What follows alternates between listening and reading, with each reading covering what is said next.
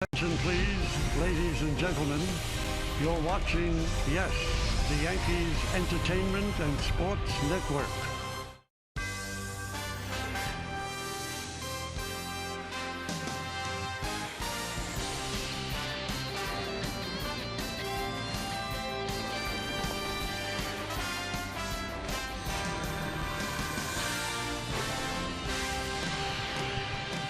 It is a gorgeous Sunday afternoon here in Baltimore, and it is time for baseball as Hyundai presents the Sunday Game of the Week. Today, it's the New York Yankees against the Baltimore Orioles in the final game of a three-game set from Oriole Park at Camden Yards in Baltimore, Maryland. Hello, everybody, and welcome to Yankees Baseball along with Ken Singleton. I'm Michael Kay. Hope you're having a great Labor Day weekend. The Yankees are not. They have been shut out twice by the Orioles. And today, Joe Girardi is calling this the biggest game of the year. If so, this offense has to pick things up. They certainly do, Michael. We look at what's going on this road trip. Of course, the Yankees won 2 out of 3 in Kansas City. They hit .270 against the Royals pitching, but look what they've done here in Baltimore. 0-2. They hit .105 against the Baltimore Orioles. And the runs, well, they scored 15 in Kansas City. They haven't scored a run here in Baltimore in the first 2 games. 8 extra base hits against, make that 9 extra base hits against the Royals. None here in Baltimore, not many scoring opportunities.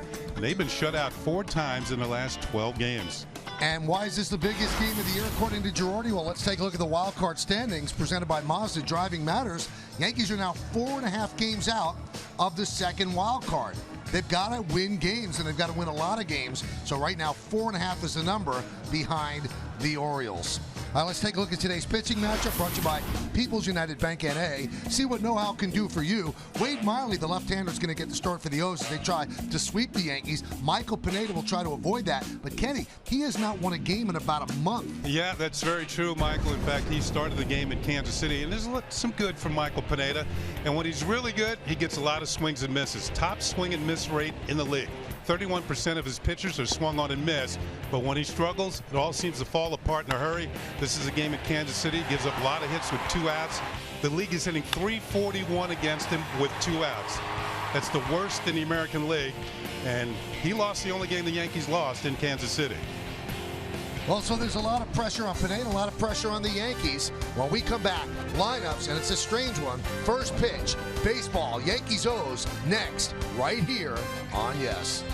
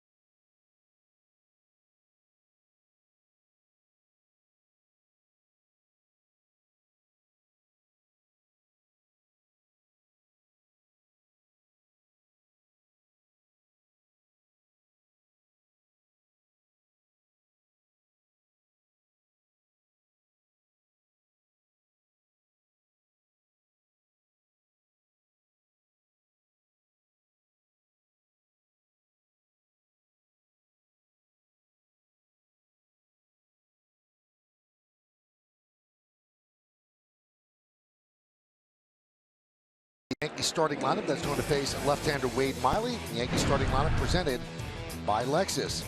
It's a little odd, and what Joe Girardi's calling the biggest game of the year. He has 5 rookies, no McCann, no Teixeira, and no Ellsbury. Brett Gardner leads off. Rob Refsnyder in left. Gary Sanchez will catch. Starlin Castro, the second base, cleans up. Batting 5th and playing third base, Chase Headley. Austin Romine gets to start at DH. He'll bat 6th. Batting 7th, the right fielder Aaron Judge. Tyler Austin at first base will bat 8th. And batting 9th and playing shortstop Ronald Reyes. Now, the reason Didi's not in the lineup is because of injury. Joe had intended to put Didi in the lineup, but he's been hit twice over the past couple days in his arm with pitches, so he's just a little bit sore. They're sitting him out today against Wade Miley. There's Wade Miley, 29 years old, making the start for the Orioles this afternoon, the final game of this 3-game series. His numbers, well, he's been with Seattle, he's been with the Baltimore Orioles, who's a trade deadline pickup by the O's, and you can see 110 strikeouts in 141 innings. Not really a strikeout pitcher. Let's check out the pitcher scouting report, brought to you by your Tri-Honda dealers. This guy works fast. It's like he's double parked, pitch after pitch, coming in time after time. He's got a very good curveball, and his best month of the season was May. He was 3-0 for the Mariners that month. Although his ERA was pretty high, they must have scored a lot of runs from him. Every other month, he's had a losing record. Let's take a look at the Orioles defense behind Miley, and it's presented by Geico. You've got Pearson left, Jones in center, and Trumbo over in right. Trumbo shaky in right field, but he can hit. In the infield, Machado, Hardy, Scope, and Davis. That's third to first. Wieters behind the plate. And as Kenny told you, Wade Miley is on the mound.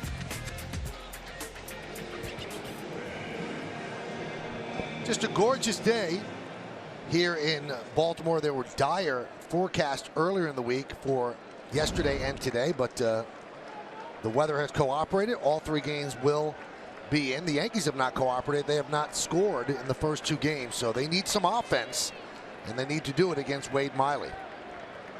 Brett Gardner is ready. Miley is ready. Let's do it here in Baltimore. First pitch outside. We're underway. Jerry Davis is the home plate umpire. Todd Titchener at first. Carlos Torres at second. Paul Emmel is over at third. There's a strike.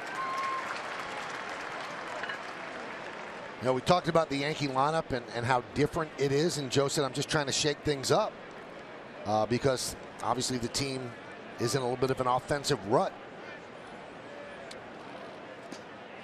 Kind of a wave at that pitch, 1-2. Yeah, well, they're facing a pitcher who's really struggled. This is going to be a breaking ball. We said that Miley has a good curve, although this one really shouldn't have been swung at. It's not near the strike zone. But since August 1st, Miley's earned run average is 7.14. I mean, he's a struggling pitcher. He pitched decently his last start, 9 strikeouts, but he still lost the game against Toronto. And since August 1st, he's been hit to the tune of 325 by the opponents. 325 batting average against. 3-2 on Gardner. Brett 5 hits and 17 at bats on this road trip. This is the final game of a 6-game 2-city trip. Yankees took 2 out of 3 in KC, and they're trying to salvage the final game of this 3-game set here in Baltimore. 3-2, and Gardner works a leadoff walk. Well, we told you it was beautiful. Let's look at the game time weather presented by Bigelow Tea. It's 73 degrees, humidity 39%. Not much wind. It is mostly sunny. Now, in terms of stealing bases, Joe Girardi explained what's happening before the game, and he was talking specifically about Jacoby Ellsbury, where he was asked how come Ellsbury's not running as much, and you could ask the same thing about Gardner. And he said they both have the green light, and they both elect not to go. He said, and as you get older, the speed is not the same. He said, and pitchers have it down to a science now. He said if a pitcher can get the ball to home plate in 1.3, if you go, you're just banking on the catcher making a bad throw, because 1.3 is going to get you. It's just more sophisticated than it used to be, Kenny. You know what? It's true, but when you're a true base stealer, you have the heart of a lion. You're getting out. You're going to make them get you, no matter how quick they are. And if you're right about the throw. If the throw's off a little, you're going to make it. And, you know, he did want to stress, they can steal whenever they want. He said, in terms of putting the steal sign on, he said you don't want them to go if they get a bad jump. Yeah. He said, but you want them to know that they can go whenever they want. 3-0, and there's a strike to Refsnyder. Now, Ellsbury and Gardner will check with Tony Pena, who has the stopwatch at first base. He's the first base coach, and he gives them the time, you know, from hand to glove. And then a lot of times you're stealing on the catcher or you're stealing on the pitcher. Sometimes the catcher's a good thrower, but the pitcher doesn't have a good move, and you steal on him. Now, it might be a little tougher today against a left-hander like Miley. Left-handers generally hold runners a little better. 3-1. Line drive, left field. It is a foul ball.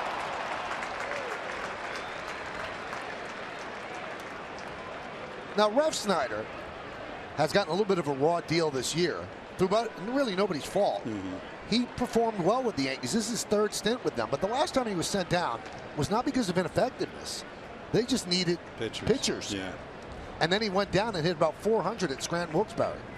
Now, overall for the season at Scranton Wilkes-Barre, he played 54 games. He hit over 300. But the last time he went down, and he got down to business. And he walks. So 2 straight walks by Miley to open the game.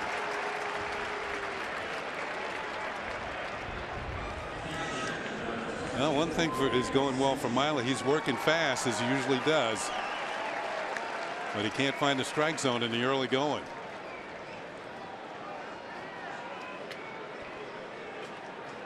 Well, here's Gary Sanchez.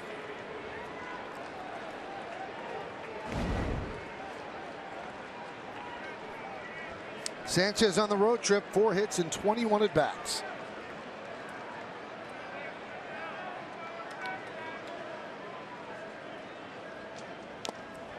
Now, one of the reasons the Yankees offense seems a bit stalled is because Gary Sanchez has had what we would call a market correction. He's not going to hit 400. And the league is pitching him a little bit tougher, Kenny. And, you know, when they were scoring runs because this guy was doing an unbelievable job. Yeah, well, now there's getting to be more video. And, you know, what seems to be working, big league pitchers can exploit. But they do make mistakes, and he has been hitting the mistakes as he was earlier on the homestand at Yankee Stadium.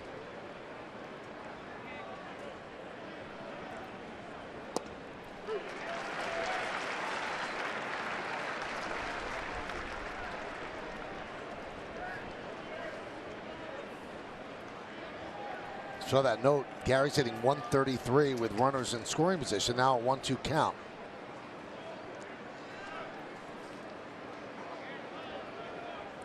And the pitch.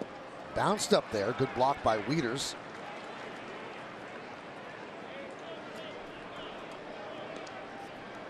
The limited opportunities the Yankees have had here in Baltimore. They had one bases loaded situation last night. Couldn't cash in with 1 out. And here's an opportunity presenting itself in the first inning. 2-2. Grounded foul.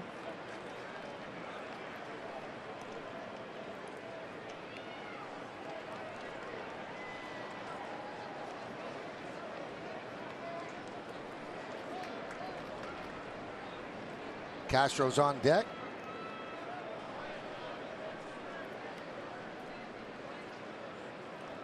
Two-two. Swing and a foul ball up the first baseline.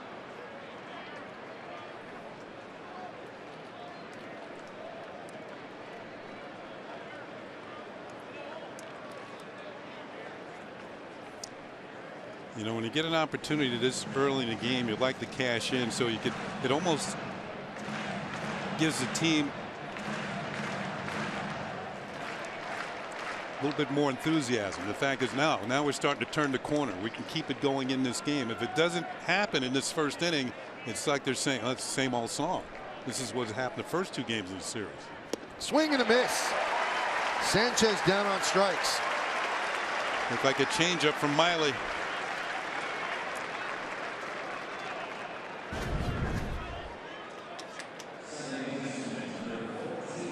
Not well located. but the difference in speed got Sanchez out in front, and he gets the strikeout. The leg kick, ball didn't get there. So here's the cleanup batter, Starlin Castro. 6 hits and 22 at bats on the road trip. Castro 1 for 4 last night. Pitch up and away. Fastball will sit around 90 miles an hour for Miley. He's not really what you would call a hard thrower. Only left-hander in the Orioles rotation. Strike. With a changeup. That's been his best pitch this inning.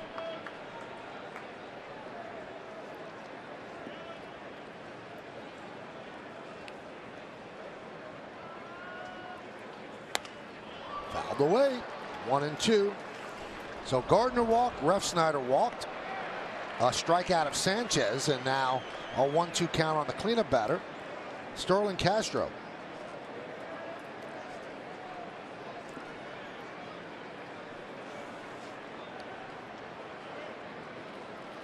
And the pitch inside. After the 2 changeup, he tries to pick off the inside corner with a fastball, and well, you can see it missed.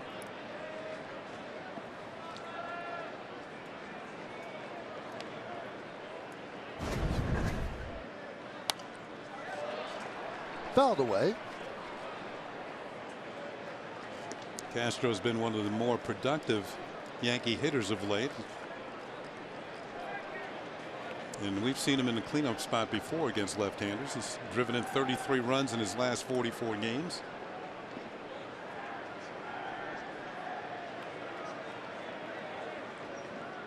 Two.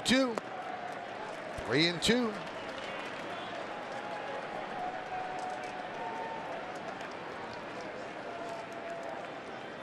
Do the Yankees send the runners on 3-2? Probably not. I don't think so, because Castro, we know he's kind of a free swinger. And if it's something out of his zone and he chases, it could be a strike him out, throw him out situation. They don't go. The 3-2 is fouled back.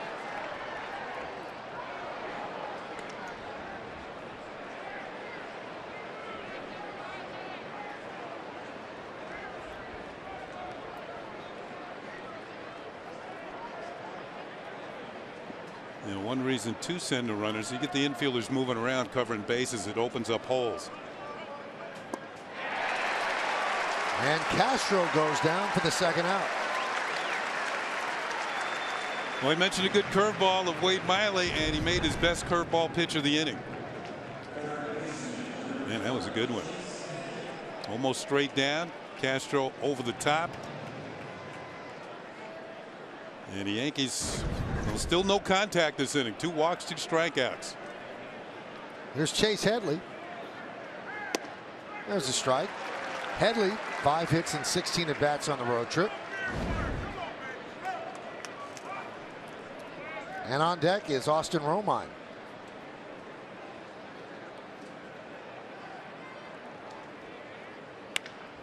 That one is looped into left field. That is going to dunk in for a base hit. Here comes Gardner. He'll score. It's an RBI single for Headley. And the Yankees score their first run of the series. Well, sometimes it doesn't have to be the big 3-run homer or a booming double to set a team in the other direction. Sometimes a little bloop single will tell everybody, well, things are going to start going our way. Yeah, not solid contact, but hit hard enough to get it into the outfield and score Gardner with the first run of the ball game. So the Yankees do cash in a base on balls here in the first inning. Now here's Romine. Since August 14th, and we're in September now, he's had 7 plate appearances and made 1 start. So he's the DH today, batting 6th. And a strike from Miley.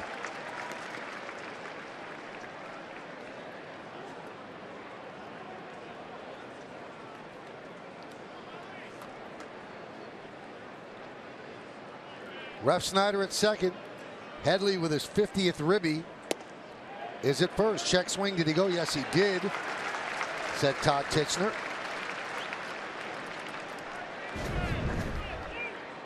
Here's another look. Like pass interference. Yep, exactly. Depends on who's calling it. The 0-2 bounced up there. Ball gets away from leaders, and the runners advance. That is a wild pitch.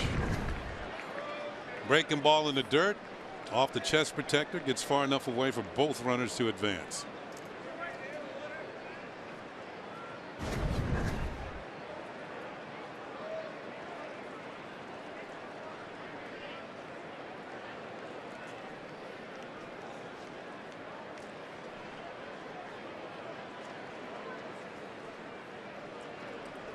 So big spot here for Romine.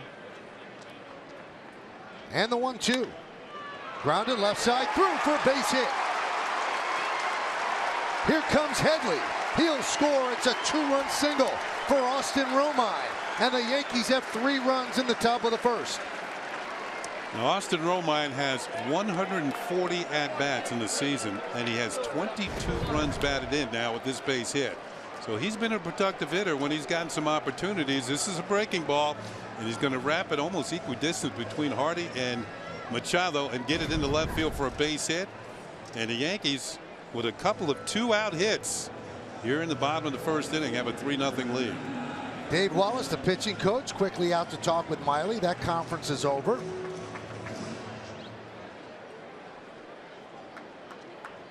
And that brings up Aaron Judge. Judge 1 hit in 15 at-bats on this road trip, and that hit was a home run. Shift is on. 3 infielders on the left side. And they almost got him. Boy, that was an A move. What he was trying to do is get out of a inning, or an inning. The throw is there in plenty of time, but Romine, his foot got in. The tag is up near the belt buckle.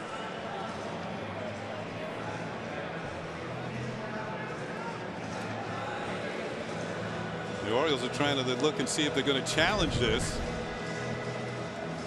Buck Showalter trying to get Miley out of the inning.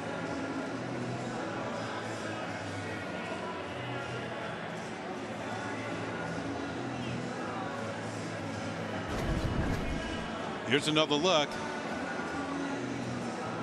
Romine was definitely leaning in the wrong direction. It looks like the left foot got in there. And the Orioles have decided not to challenge.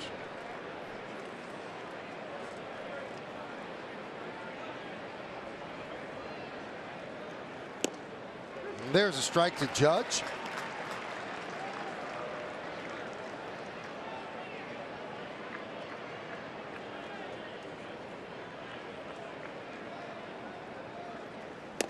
Swing and a miss.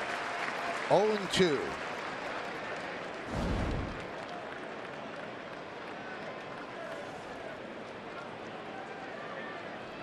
Tampa's taken an early 2-1 lead over Toronto. Top of the second inning. Swing and a miss. And Judge down on strikes. But the Yankees get 3 runs on 2 hits. 1 man left. 36 pitch inning for Miley. Orioles coming up.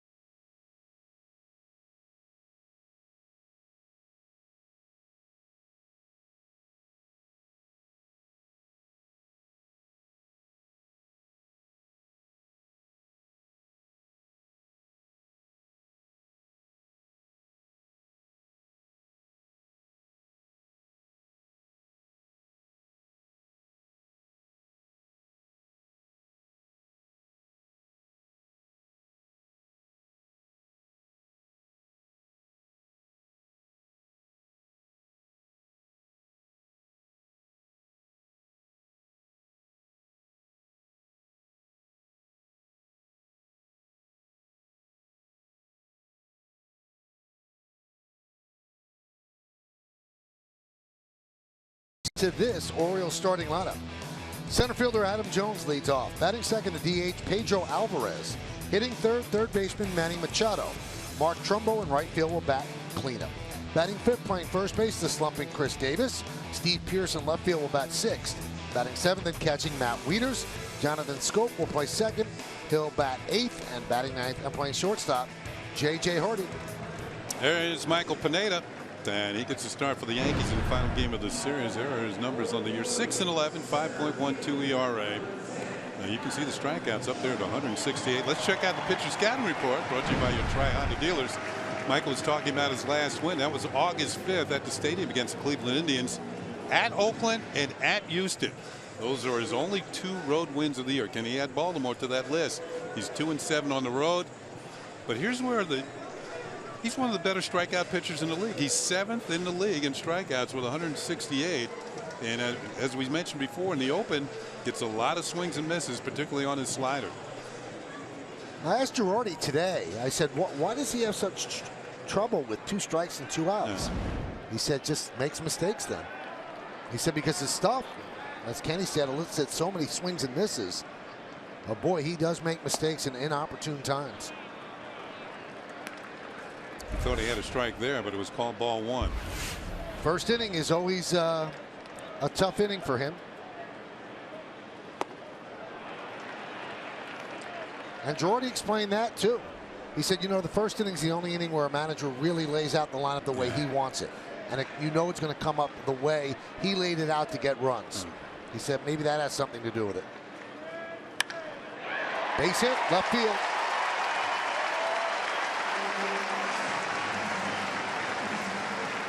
Now let's check out the Yankees defense behind Pineda, presented by Geico. In the outfield, Refsnyder's in left. Gardner making his first start in center this year. Judge in right. Infield, Headley, Torreyes, Castro, and Austin. That's third to first. Sanchez behind the plate. Pineda's on the mound. 5 rookies in that lineup. Another thing about the first inning that you know, certain pitchers have problems with the first inning. It's hard for them to translate their warm-up in the bullpen to the mound in the middle of the field. Kenny, I don't know if you noticed when Jones rocketed that line drive to left, that. he turned around and said something to somebody at home plate. I just don't know who it was. Was it Romine or was it the home plate umpire? I don't know if he said anything, but he looked back. He looked back at somebody. I should say Sanchez. No? Well, it didn't look like he said much.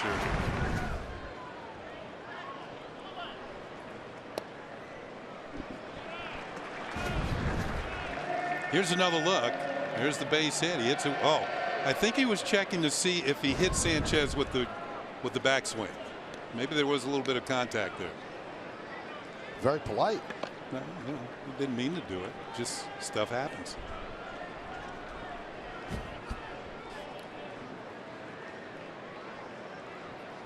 (2-0). Refsnyder will make the play.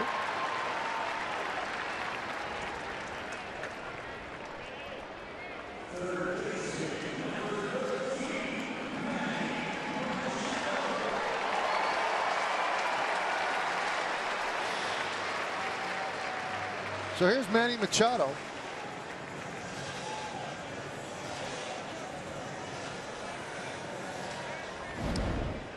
Now Manny had the longest consecutive games played streak going, but he was hit by a pitch by Giordano Ventura of Kansas City, and he decided to go out to the mound and do something about it. And after the melee was over, next day Manny suspended, streak over. Tough way to end it. Yeah, well, I guess he thought it was worth it.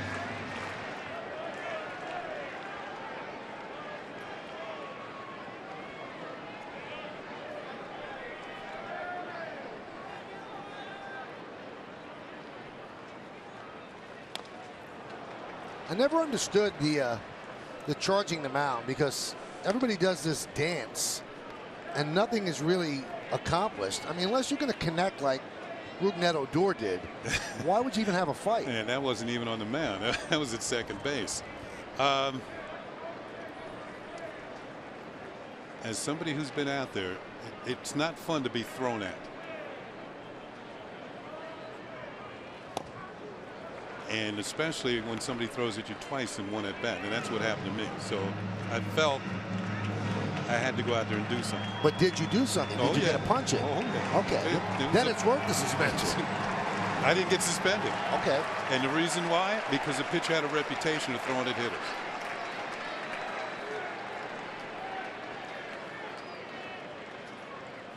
Two-one. But that was a long time ago. Want to tell us who it was? And it's pitcher Paul Hartzell. Okay. As my wife likes to say, there's a lot of testosterone flying around out on the field. I mean, it's competitive, you know.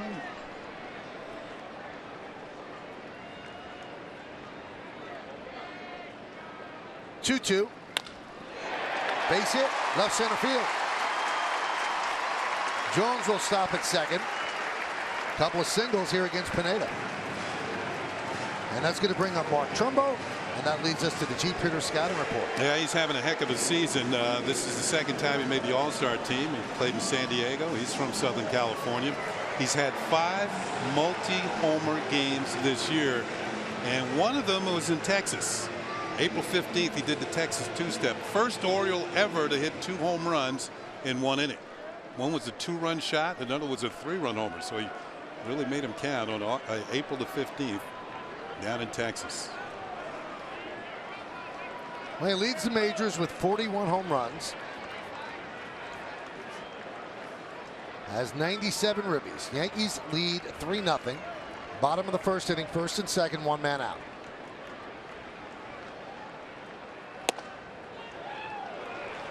Once again, Pineda thought he had a strike. Jerry Davis maybe a little tight with the zone. There's your target. There's your pitch. Maybe a little bit too much glove movement by Sanchez. Yeah, just a hair outside. That's a big hair. The 1-0. 1-1. An elephant hair. Yes.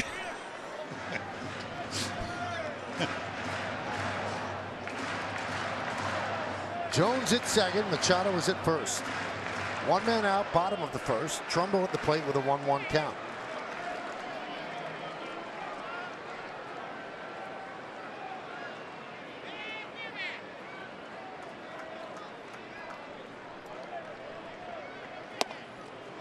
You know, already this inning, the Orioles have 2 hits, but all 3 hitters hit the ball hard. Alvarez hit a line drive to left field. So even so, Pineda could be 1 pitch from getting out of the inning if he gets a ground ball at one of his infielders here.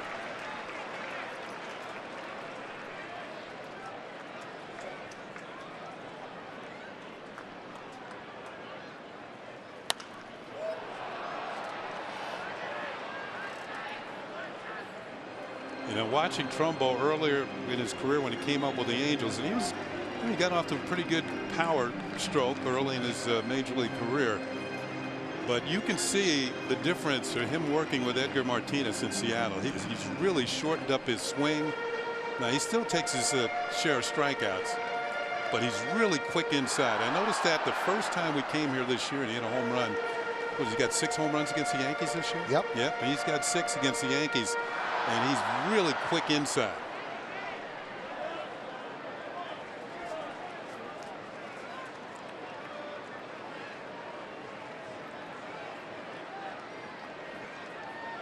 Two-two.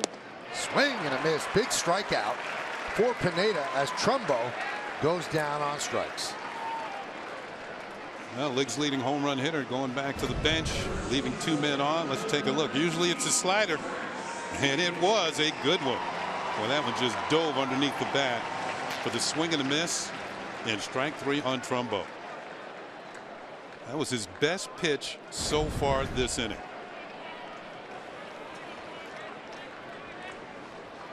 Here's Chris Davis.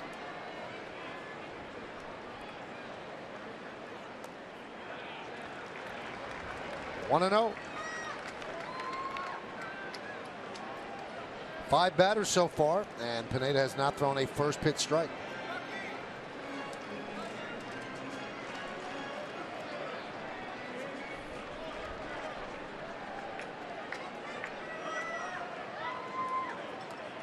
Yankees shift for Davis. 3 infielders on the right side.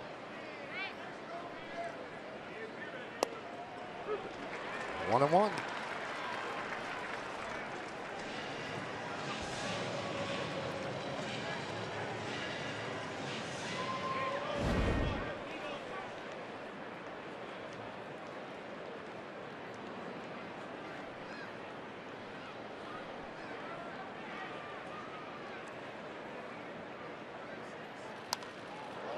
One and two.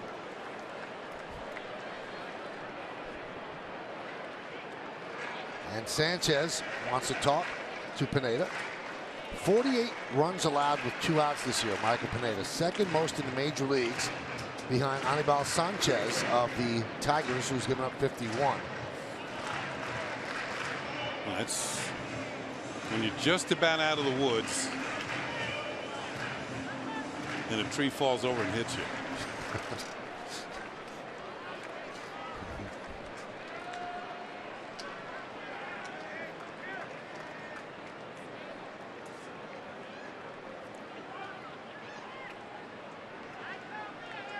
1-2. Swing and a miss. Got him. 2 big strikeouts for Pineda. One of Trumbo with 41 home runs. Another of Davis with 33 home runs. The Orioles strand 2. Yankees lead 3-0.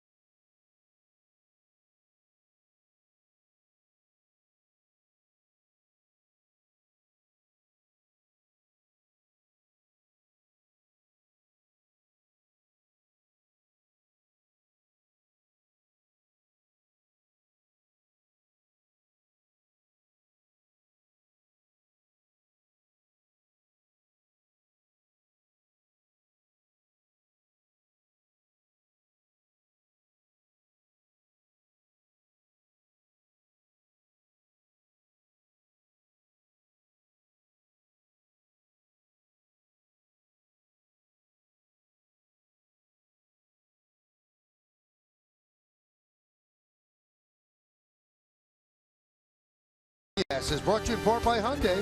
The latest lineup of cars and SUVs you'll find at your local Hyundai dealer aren't just new, they're better. By People's United Bank N.A. Thumbs up for quick balance with Touch ID on your mobile phone. And by Heineken, open your world. Yankees against the Orioles, the final game here at Camden Yards this year. But they will play each other 3 more times, ending the season at Yankee Stadium. Tyler Austin leads off here in the second. He takes a strike.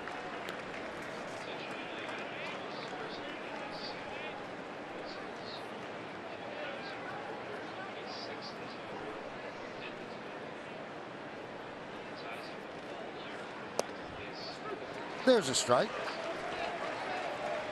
Austin's batted 8 times on this road trip with 2 hits. Most people thought that Teixeira would be in the lineup today. Grew up an Oriole fan. Grew up very close to Baltimore in Severna Park. And this will be the final time here. But Joe said, we don't like to play him day game after night game. Had a big ice pack on his neck today. That's been bothering him all year. Ground ball. Backhanded by Hardy. Long throw. And they get Austin. Hardy, another Gold Glove winner over there at shortstop. He's won them in the past. Gold Glove left side of the infield for Baltimore. Very steady infield. They've made just 63 errors. They're tied with the Tigers and the Astros for the fewest errors in the league. Very good defensive team. There's Ronald Torreyes, and there's a strike. Meredith Marakovitz has more on Mark Teixeira. Well, Michael, as you said, not in the lineup, but he was out here about 1 o'clock. He walked down the third base line, and Yankees fans went crazy. He stood out there for about 10 to 15 minutes, interacted with fans, signed autographs. Now, Teixeira was asked yesterday about whether or not it's hit him that this will be the last time that he's playing in Baltimore, and as of yesterday, he said, no, it hasn't hit me yet, but check with me after the game tomorrow. So you wonder if he's thinking about that at all. He did say the other day that he has a lot of family and friends in town for this series. Who are, I guess, putting their Oriole fandom on the shelf just for one series. Correct. They're wearing Yankees gear for this series, and they've always said they're Mark Teixeira fans, but don't think that we aren't going to remain Oriole fans.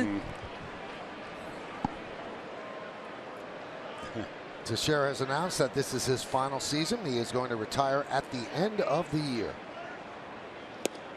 And Torreyes works a walk. Third walk by Miley.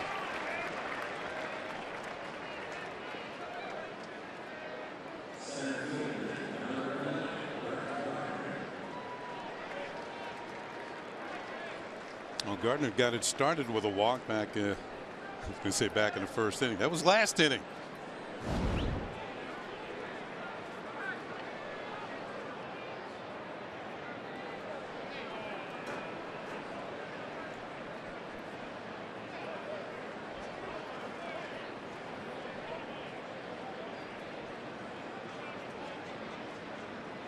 Look out, almost hit him. 1-0.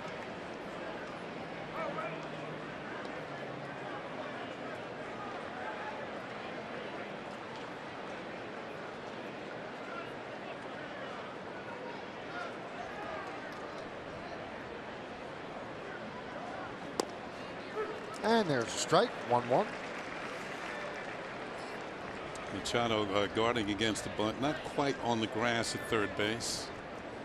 We've seen him in his acrobatics over at third. And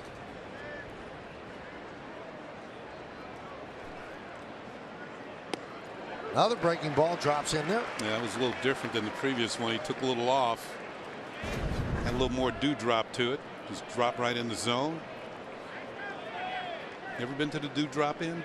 Where is that? It could be anywhere.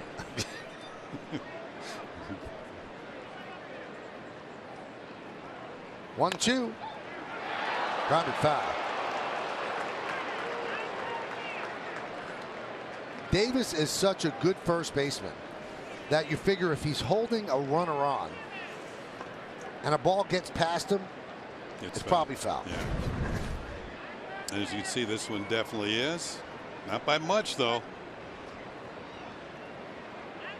First base umpire Todd Tichenor with the call. It's his call once the ball gets by the bag.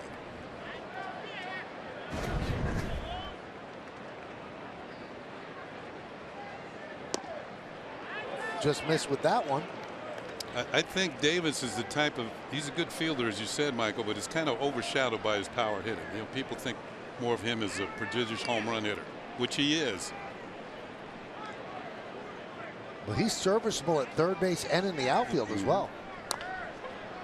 Grounder to Davis. There's one. Throws to second. And there's two. A 3-6 double play. And after he touched on first, they had to apply the tag on Torreyes at second. No runs, no hits, no errors, nobody left. We go to the bottom of the second. It's 3-0 Yanks.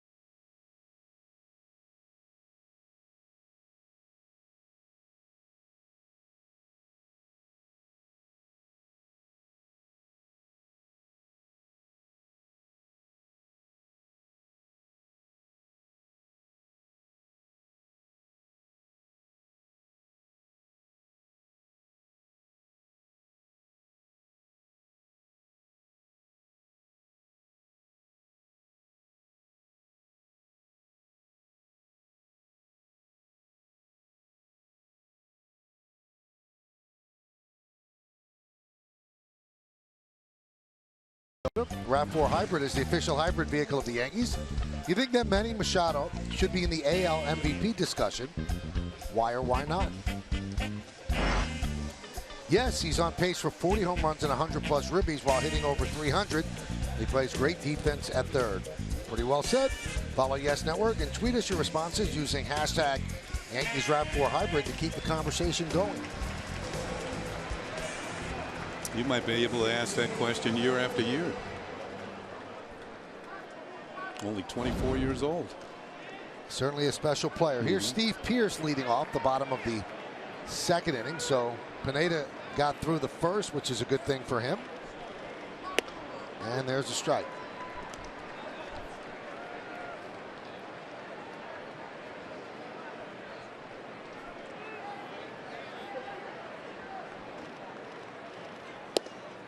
Ooh. That got underneath the hands really quick. Kind of an awkward swing by Pierce, and he's down 0-2.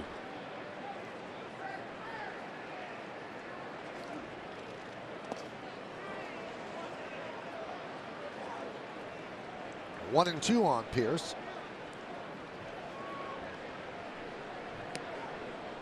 I don't know if there's a pitcher in the league who goes through more gyrations than Michael Pineda on the mound. He's just always fidgeting, moving around, just trying to get comfortable, then throw a good pitch.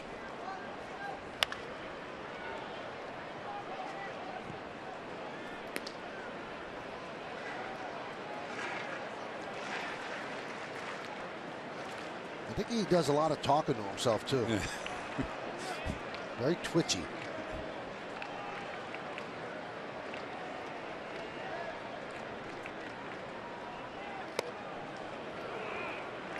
I asked Girardi if the troubles with 2 outs and 2 strikes are just a manifestation of putting too much pressure. He said Pineda's very, very laid back. He said he really doesn't put much pressure on himself.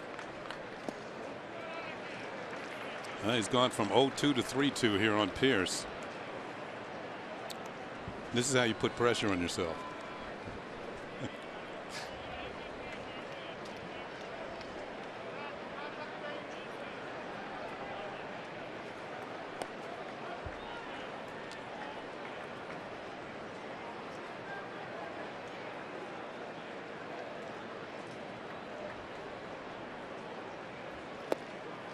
And he walks Pierce.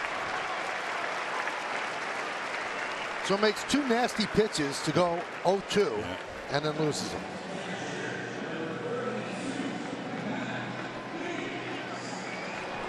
And that's to get the inning started.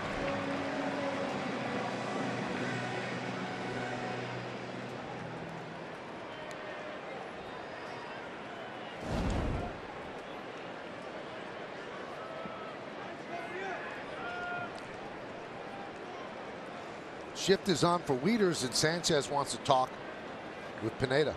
Yeah, Wieters did not start last night. He and Mark Teixeira, of course, have something in common. Both switch hitters out of Georgia Tech University.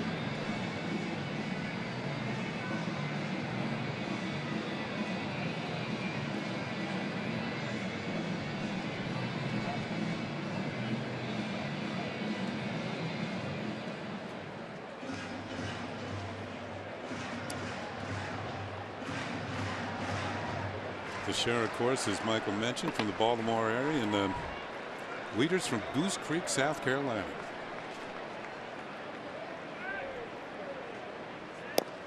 There's a strike.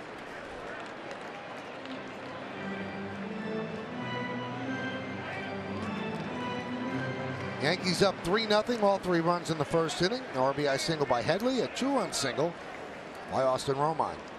Both of those with 2 outs.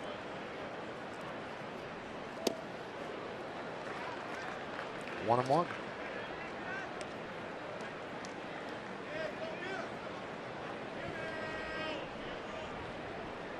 We're near Charleston, South Carolina.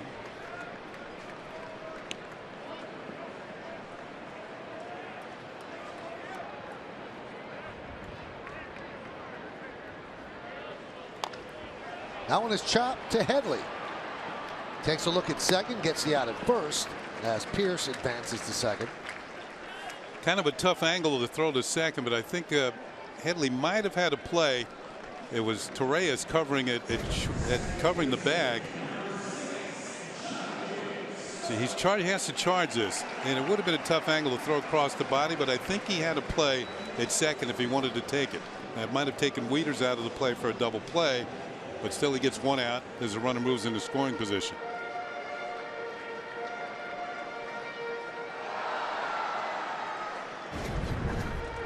So here's Jonathan Scope, and Scope batting 8th tells you how tough this Oriole lineup is today. He has 21 home runs and 70 runs batted in. He's batting 8th.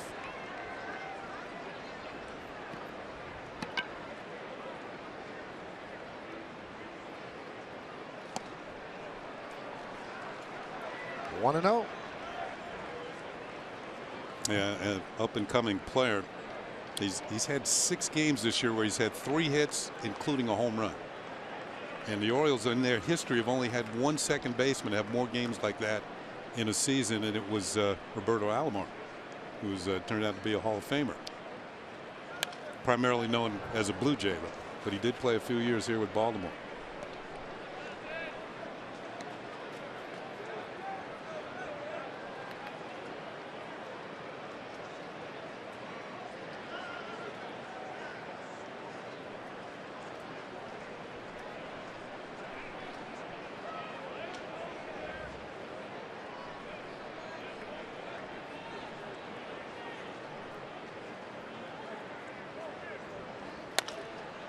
Chopped softly to Tyler Austin. Taking himself, steps on the bag, 2 away as Pierce moves to third.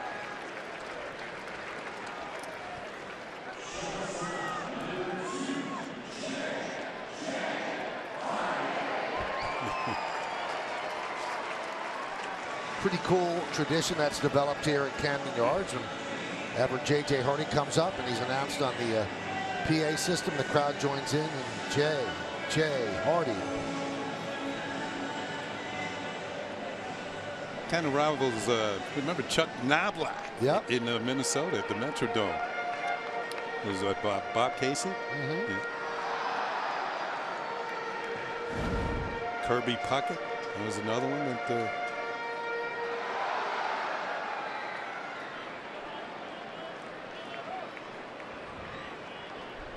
Runner at third, 2 outs. Hardy at the plate. He's batting 9th today. And a strike. I think the #1 pronouncement, though, by Bob Casey, the late Bob Casey at the Metrodome, was no smoking in the Metrodome.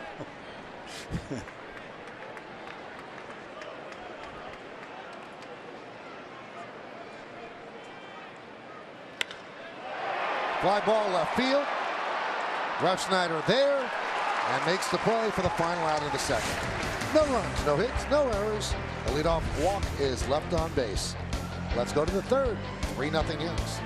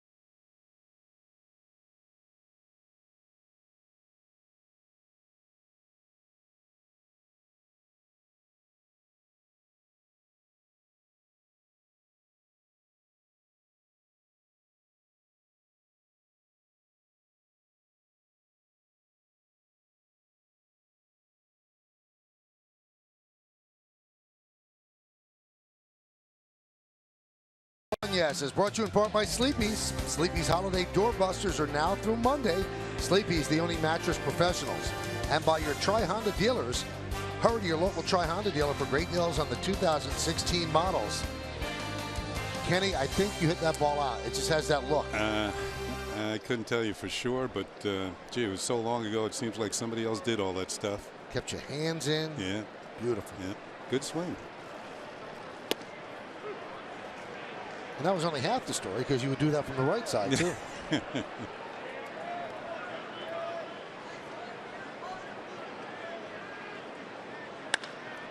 Refsnyder rockets a single to center field, so he's been on base twice today.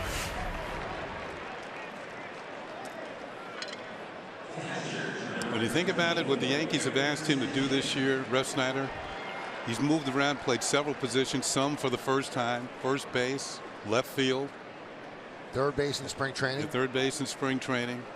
And then during all that time, he's still been able to hit, both at the big league and the AAA level. So I would say he's had a successful year, and the Yankees are trying to make him into the super utility player. Now, super utility players usually can play shortstop. He can't play short, but he can play all those other positions. And to me, his main attribute is that he can swing the bat.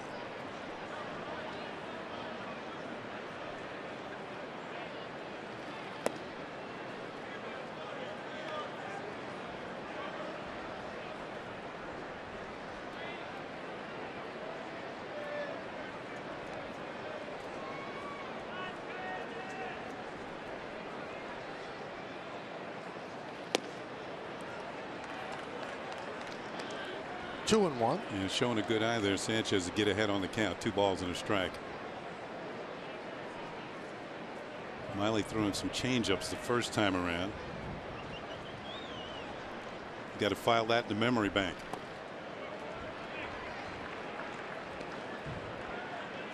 Now Miley's kind of painted himself into a fastball count here. 3-1.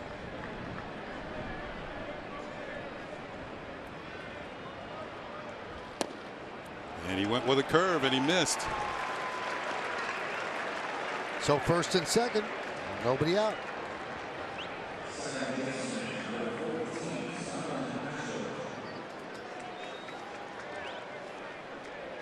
That's the 4th walk that Miley's allowed already.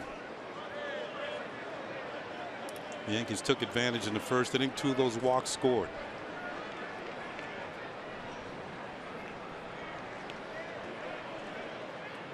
Here's Castro. Swings at the first pitch and fouls it away. Along with Ken Singleton and Meredith Marakovitz, I'm Michael Kay. We thank you for spending part of your holiday Sunday with us right here on Yes as the Yankees lead the Orioles 3-0, top of the 3rd inning.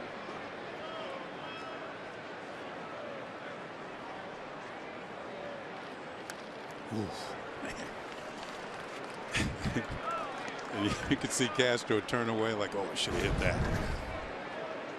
High fastball. Maybe just a hair too high for him to get on top of. Yep, you can see that look on your disgusted look on your face. Ground ball is short. This could be 2. There's 1 on the first. It's a double play. Refsnyder moves to 3rd.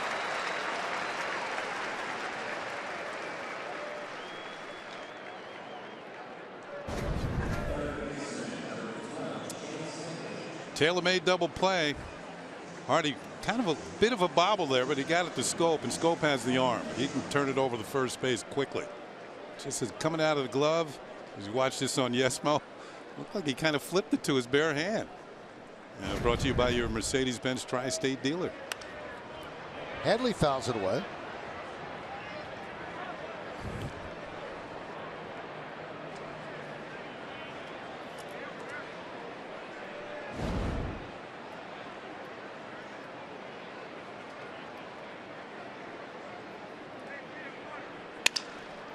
Broken back ground ball, grabbed there by Machado, does the 360, fires, and Davis can't come up with it. Refsnyder scores, and the Yankees lead 4-0. That should be an E5. Let's see how they score it. And they give him a hit. Yeah, degree of difficulty. The 360 spin and throw. Yeah, but you're right, Michael. If the throw was on line, they would have had him. But Manny trying one of those acrobatic plays, and Davis can't come up with a short hop, and the Yankees going to get another run. I mean, good for Headley, but that is some hometown scoring to keep an error away from your platinum glove third baseman. That's not good. It's not like we haven't seen that in the past. Yep. Remember when Vizquel and Alomar were in Cleveland? I mean, they're two of the greatest infielders, middle infielders of all time, but they couldn't be charged with an error in Cleveland.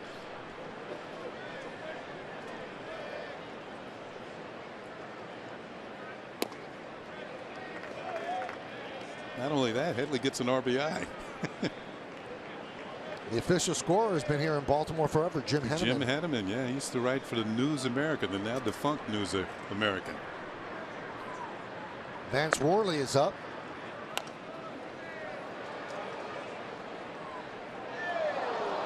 Orioles must be scratching their head about Wade Miley. Just can't get it done. Came into the game pitching to a 7.14 ERA. Yeah, he's kind of struggled coming over from Seattle. Now, I did mention he struck out 9 Blue Jays in his last start and still lost the game.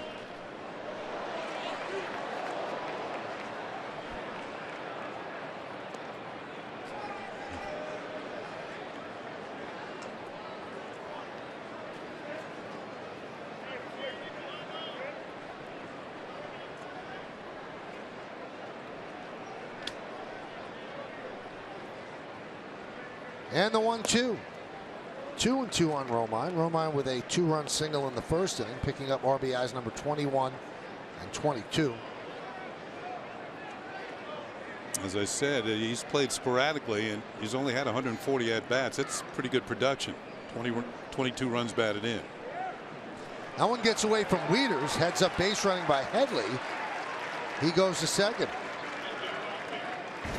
Another wild pitch, charged to Miley, breaking ball in the dirt. Wieters got a piece of it, but not enough. And Headley will scamper down to second base. It's both times on base. Headley's advanced on a wild pitch.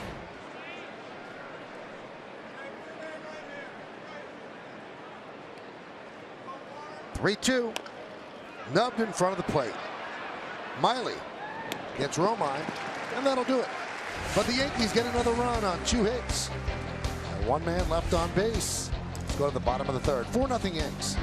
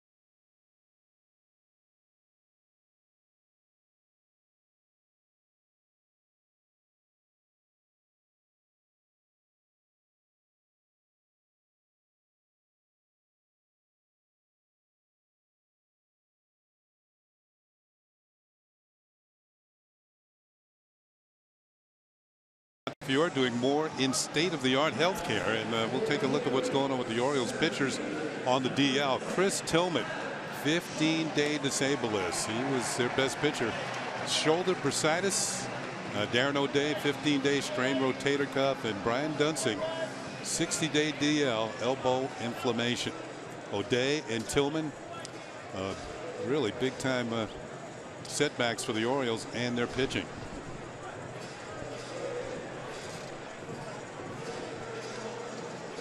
Well, Michael Pineda has a 4-0 lead. He'll face the top of the Oriole order, starting with Adam Jones, who singled in the first inning.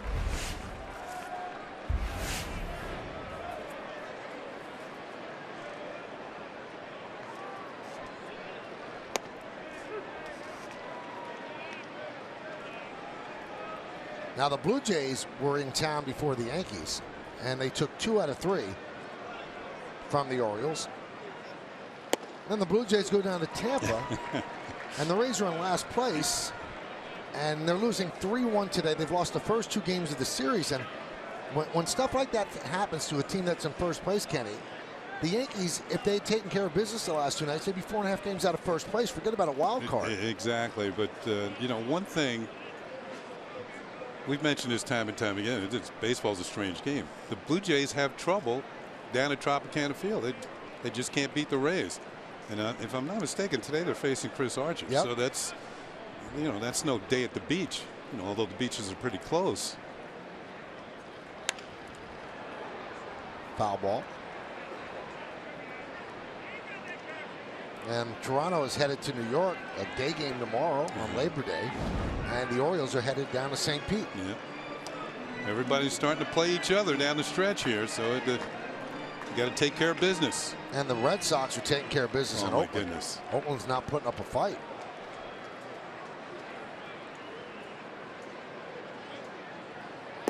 I thought I saw a note last night. The Red Sox scored 11 runs against the A's in last night's game. And that's the fewest amount of runs they've scored against them in a game this year. They've scored 67 runs in 5 games. Wow. Now, the game prior to last night, they beat them 16-2.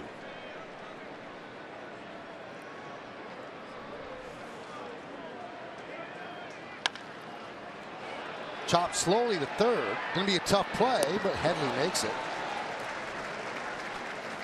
Kenny, some people with the Orioles a little upset at the A's because the A's called up 1 player when the roster's expanded. And their explanation is that their AAA team is going to the playoffs and they don't want to completely take all the talent away. And the Orioles are saying you should try to be winning it at the big league level. But again, that's why the 40-man roster thing is such a debatable point. Teams could do what they want. They don't have to bring people up. And again, if those players are so great, how come they're not up anyway? In the big league, yeah. Well, you look at the A's. What are they? 24.5 games behind. Right. Yeah. So they're trying to look good in the minor leagues. Give these kids, you know, the winning feel. If you will. You come up to the big league team, 24 and a half games out. Those guys are thinking about tee times in about 3 weeks. And really, the minor league teams are there to serve the major league club. Look at the Yankees. Al Padrique won Manager of the Year. They had an unbelievable season at Scranton. Yeah. But the Yankees needed players, and they took some of the best players off that roster. And then the AAA team took some of the best players off the AA roster, and they've had a great year. Yeah, if you're looking from the A's standpoint, though, bringing those kids up is not going to change their season. Right. And the guys they have now are in last place. And they've lost to everybody. So they're feeling it. If we lose to the Red Sox, it's just more losses. Let these kids, you know, get better at the minor leagues, improve, and then maybe have a chance to make the team in the spring. 1-2. Alvarez swings and misses, and he's tagged out by Sanchez. Good slider from Pineda. Picks up his 3rd strikeout. This is the one down and in, featured to a left-handed hitter.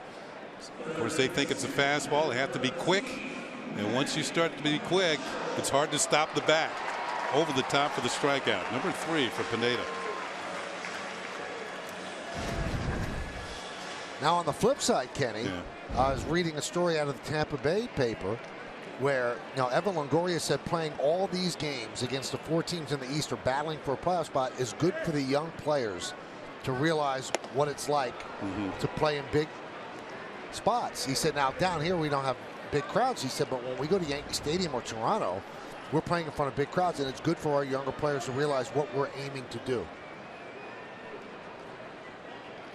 I also saw a few weeks ago Evan Longoria said he'd like to get back to the playoffs, which kind of leads you to believe that he's opening the door a little bit. Well, their season was completely squashed. They won 3-24 in a 27-game stretch in the middle of the year, and that was it. That did it. Pineda's trying to have his first 1-2-3 inning, but he's got a tough customer at the plate, Machado.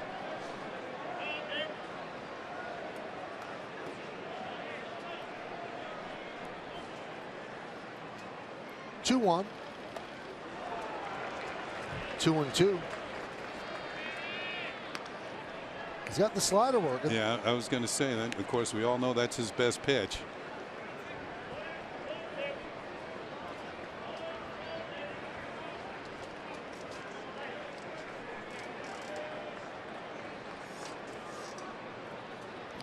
Two.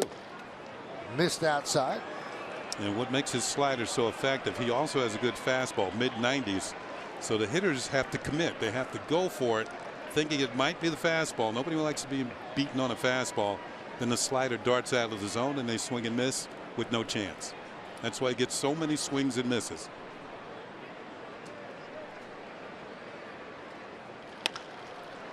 Grounded to third. Headley gets Machado. And as Kenny said, Pineda's first 1-2-3 inning of the game. Speaking of the game, we go to the top of the fourth.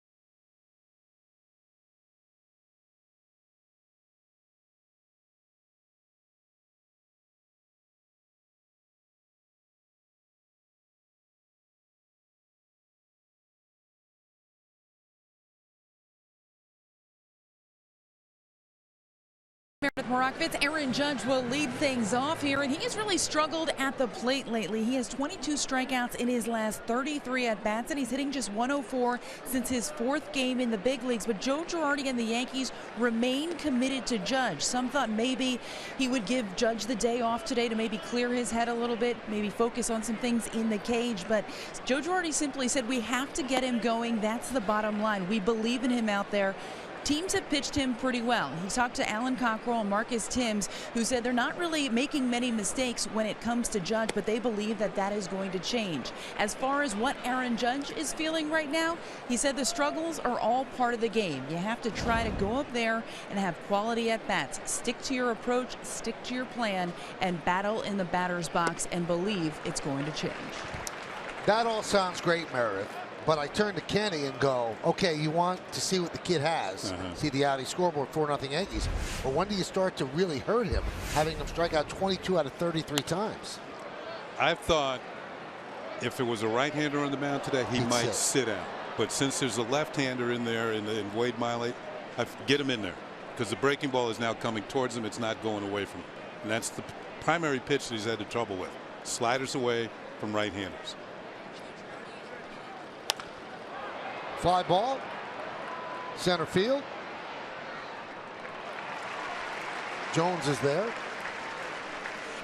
And Joe Girardi admitted that it's all a process when it comes to Aaron Judge. They're still trying to learn him. He saw him obviously in spring training, but exactly what the threshold is. It was asked to him whether he thinks Judge is pressing a little bit too much or if he's putting too much pressure on himself. And Joe Girardi has simply said that he hasn't seen any signs of it. He's a pretty confident kid. He's generally pretty relaxed. He watches him the way he interacts in the dugout, interacts in the clubhouse, as well as the at-bats, and said he sees no signs of that. Well, I will say this, being a young player at one time, of course, it was many, many years ago, but your confidence level is not there when you're a veteran player. Veteran player, you've had some success in the big leagues.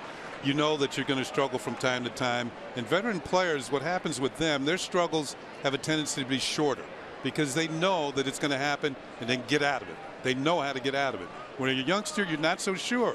You haven't had success at this level. And sometimes your slumps last a little longer because you're not totally convinced that you can do this. Well, you know, Judge hit a home run his first time up in the big leagues, but he's only hit 2 since, and he struck out an awful lot. So his confidence level maybe not quite at what it was when he first got here. Kenny, I couldn't agree with you more. Outwardly, he's fine. Yeah. And he's that sort of stoic kid. But what's going on inside? There's no way that you can't be down on yourself when you're striking out as much as he's striking out right now. There's a base hit for Austin. But I will tell you this, when he starts to figure it out, a lot of these pitchers are new to him. I know he gets to see video, but it's not the same as being up there. And when he starts to figure it out and starts to hit the ball well to the opposite field, and then all of a sudden the pitchers start coming to you, you hit a couple of those slow breaking balls, a couple of change-ups. That's what he's getting featured a lot. Sliders down and away. Hit a couple of those, bloop them in the right field, and that'll get you going. Not quite sure what he's doing there. He's maybe sending a signal to Austin.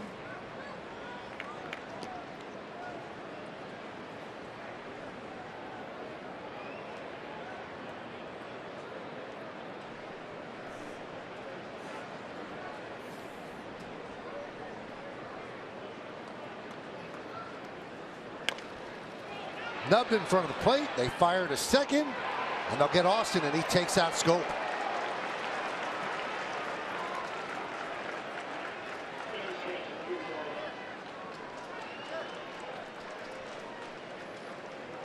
Now, one thing we're seeing less and less of around the bag at second base is this.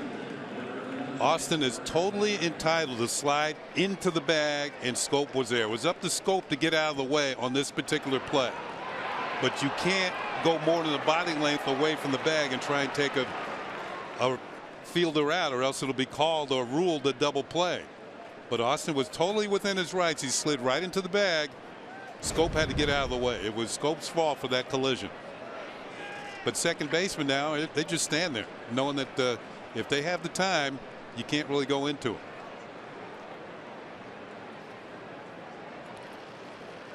You wonder, Kenny, if this rule stays in place over several years, if that's going to end up getting second baseman hurt because they just won't even think about being taken out. Yeah, but you know, that's a little reminder that you can be on close plays.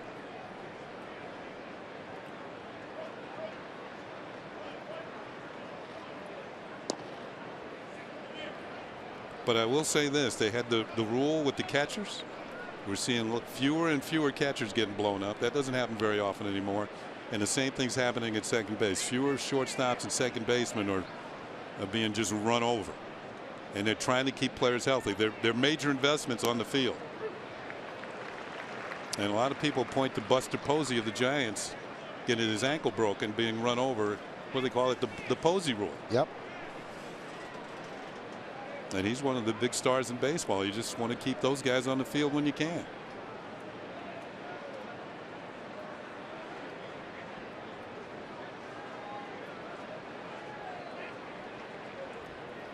Wieters goes and talks with Miley.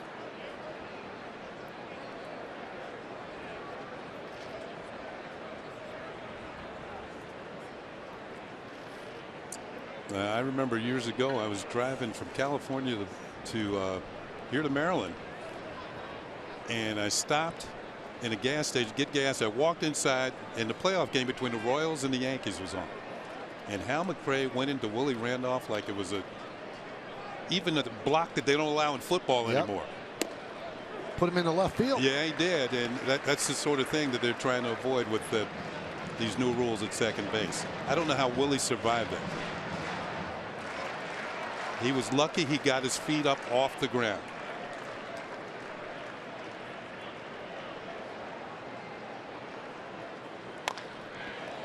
Oh, nice grab there by Davis. Took a hit away from Gardner, and that'll do it in the fourth.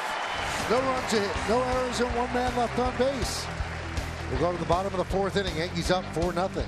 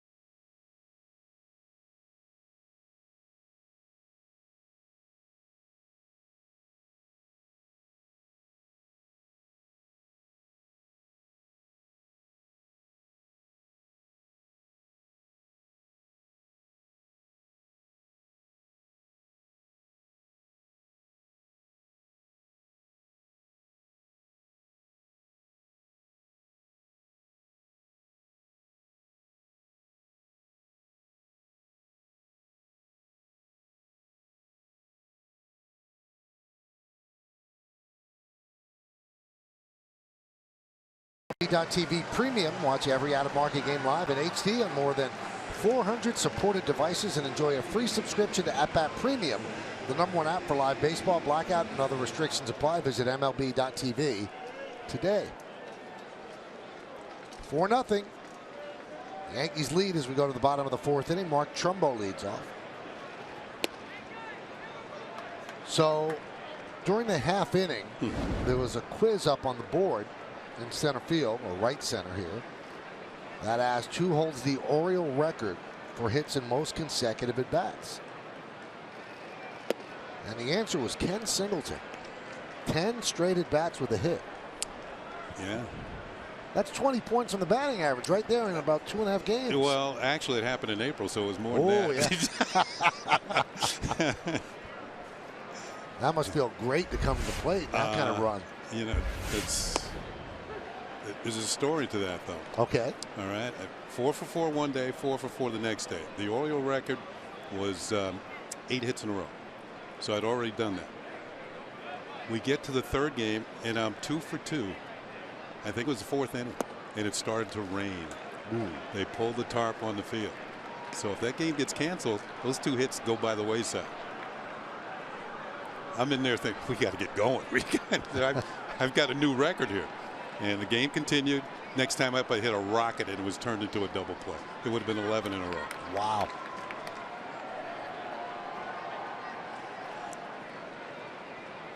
(3-1). Didn't I just see, what was it, earlier this week that Pedroia was 11 for 11? 11 for 11, yeah. So I come back to the dugout, and during this time, these 3 days, it was like I was pitching a no-hitter. Nobody was talking to me. Right. And finally, I made this out, and Rick Dempsey comes in and says, well, I'm glad you finally made it out. We thought we wouldn't be able to talk to you for the rest of the season. Trumbo works a walk to start the bottom of the fourth. Second walk charged to Pineda, and both times it's been a leadoff walk. He walked Pierce leading off the second, but came back to get the next 3 hitters out.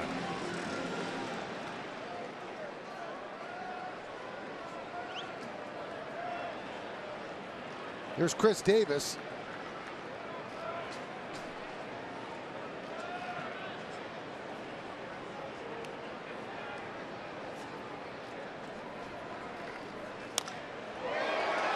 That's just off the glove of a diving Headley. Goes into center field. Trumbo will go to third. It's a base hit for Davis. First and third and nobody out. Well, you heard the terminology many, many times. It's a game of inches. Headley almost came up with this, and if he does, I think the Yankees would at least gotten a force at second base. The ball was hit that hard, just off the glove, and the fact that he slowed it down kept the ball from getting into center field to Gardner, and that enables Trumbo to get to third base. And it almost seemed like a Keystone Cops moment, Kenny, because the only guy on the left side of the infield was Torreyes. So he had to go cover second in case the grab was made. Then he had to backpedal and go cover third as Trumbo was heading there. The nuances of the shift. Still not perfect. You know what, teams work on that too in spring training. Where to be when the ball is hit in certain places. So here's Steve Pearce.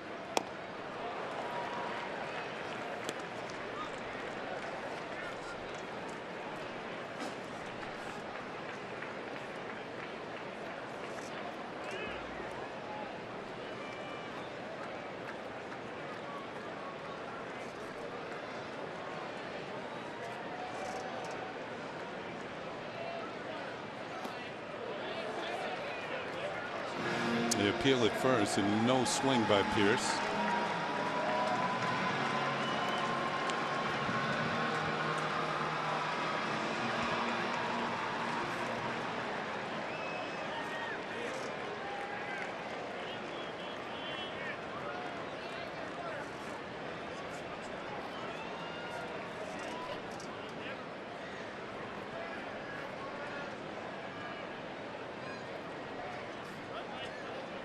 One, 1-2. You got to figure there's going to be a slider here somewhere for Pearce, and you're asking Pineda to make a real. He's got a good one. Make one of his better pitches with the slider. He made a good one to Alvarez to strike him out.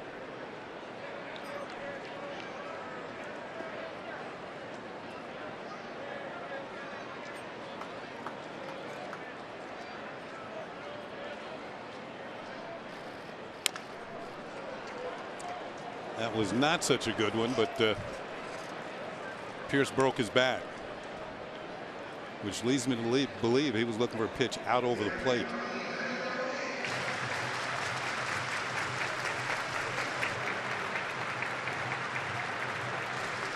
All right.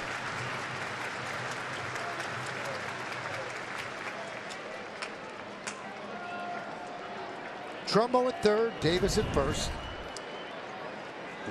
Look out. Oh, you know, you have to protect your camera first. That's what I've been told by all these cameramen.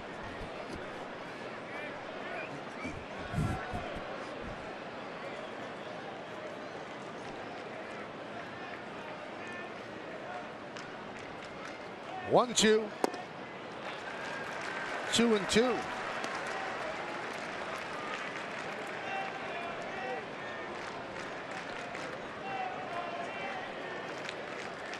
Now Pearce getting the start today as a right-handed hitter over Han-Soo Kim, who's the left-handed hitter. Pearce in left field today.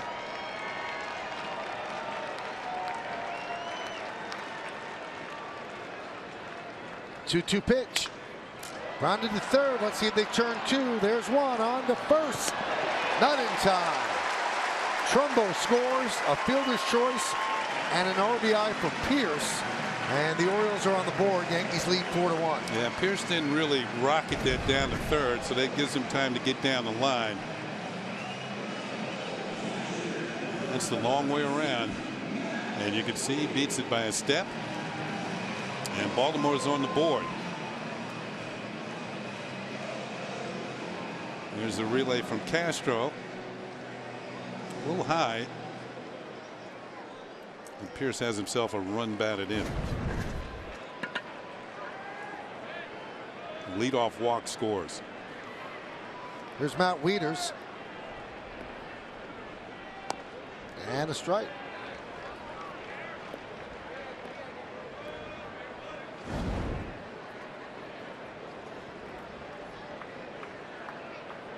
Like most teams, Baltimore has some decisions to make once the offseason arrives, and one of them is Matt Wieters. Do they bring him back? Well, I'm sure they'll give him the qualifying offer again if there is such a thing with the new basic agreement. And I wonder if he'd take it again. See, but after a while, it's working on one-year deals. Yeah. And players want security. Yeah, they want security.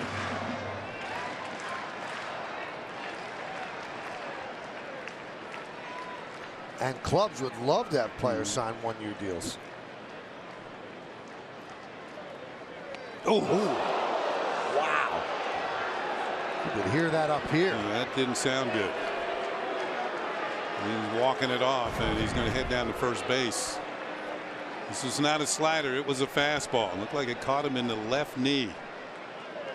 Or maybe the right knee. Let's get another look. That actually caught him in the right knee. So Pineda not helping himself this inning.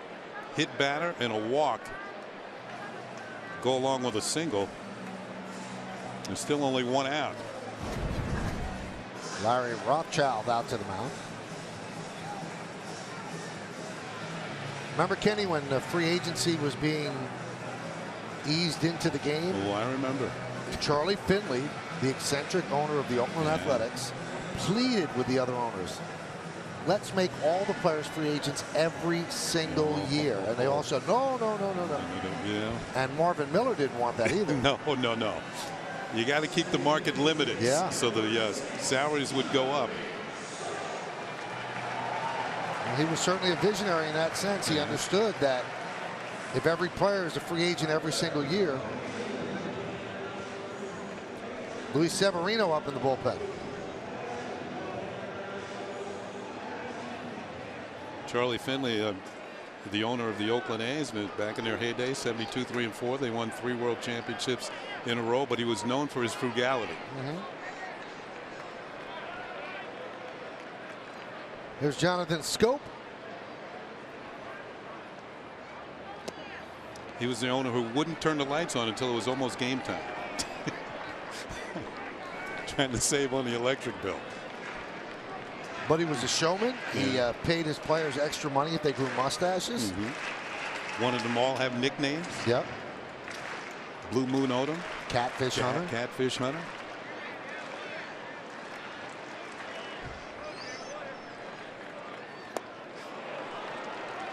Good changeup from Pineda.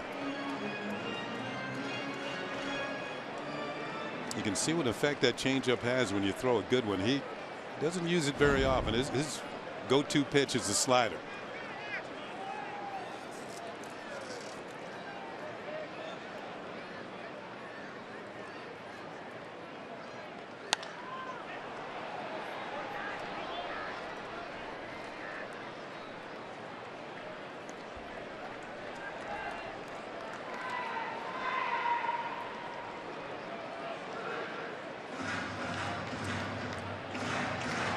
Pierce at second. Wieters is at first. One man out, and Jonathan Scope at the plate with a 1-2 count.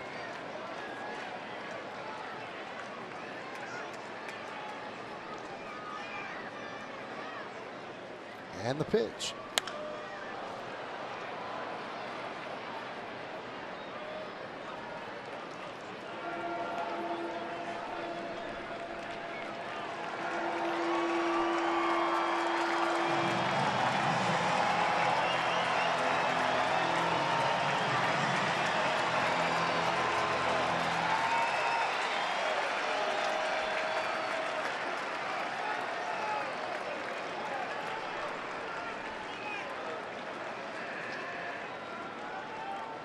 The 1-2.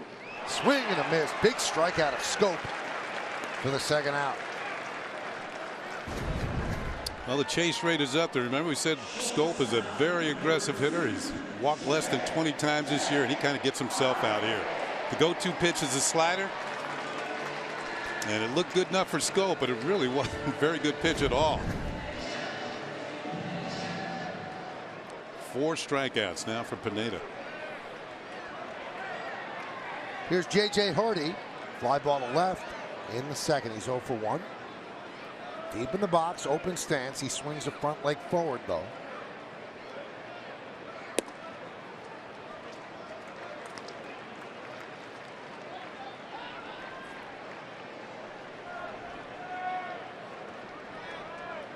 Bottom of the 6th inning. Tampa Bay leads Toronto 3-1.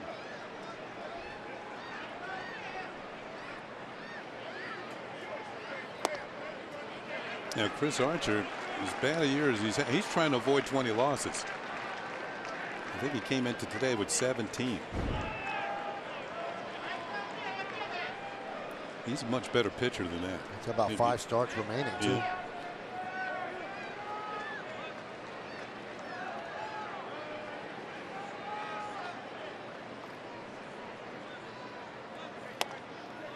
Two and 1. Got to keep the ball down on J.J. Hardy. Good high fastball hitter.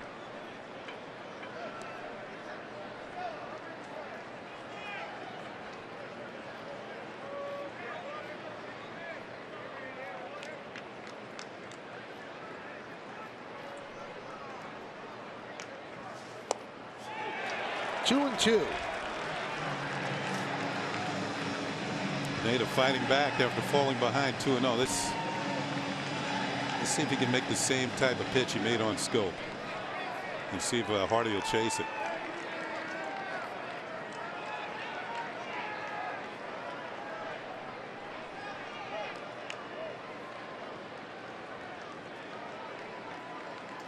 And the pitch. Just got a piece to stay alive. 2 balls, 2 strikes, 2 outs, 2 on. Yankees lead 4-1. We're on the bottom of the 4th inning. I like this when Sanchez goes out and talks to the pitcher, you know, in a big situation. You want to be on the same page, no uncertain terms. This is what we want to do.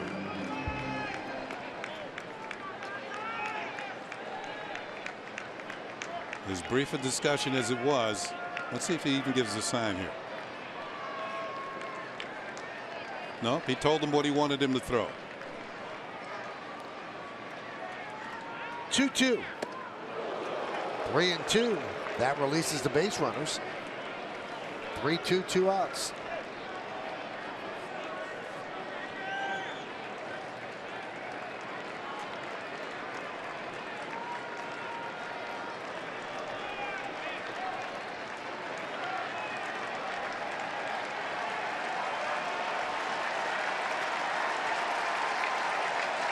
And the pitch. Grounded foul. Yankees scored 3 in the first and 1 in the third. Orioles finally break through here in the bottom of the 4th and looking for more. First and second, 2 outs and a 3-2 count on the number 9 batter, the shortstop, J.J. Hardy.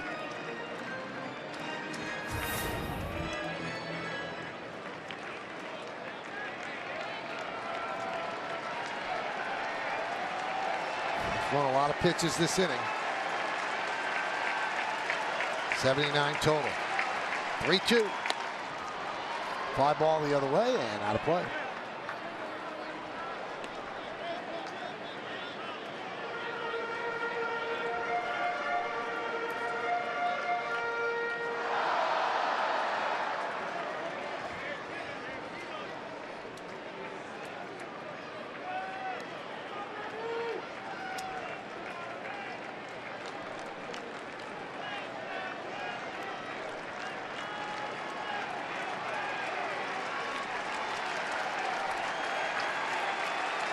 He gets a sign he likes, sets below the belt. Runners go, 3-2. Chop towards short, Torreyes gets a hop. And he gets Hardy for the final out. But the Orioles get a run on 1 hit and 2 men left. Let's go to the 5th, 4-1 Yanks.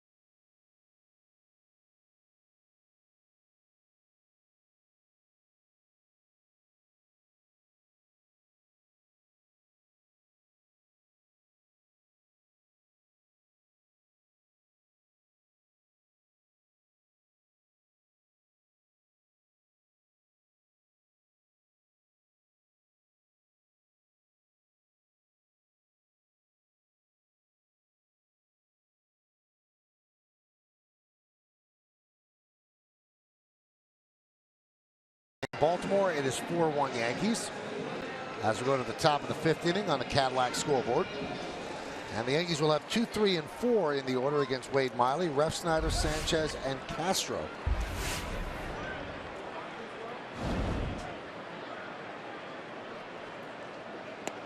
Breaking ball strike. Now, Wade Miley is known as an incredibly fast worker, but the Yankees have foiled him by putting runners on base constantly and taking pitches and fouling balls off, so he hasn't been able to work as fast as he's known.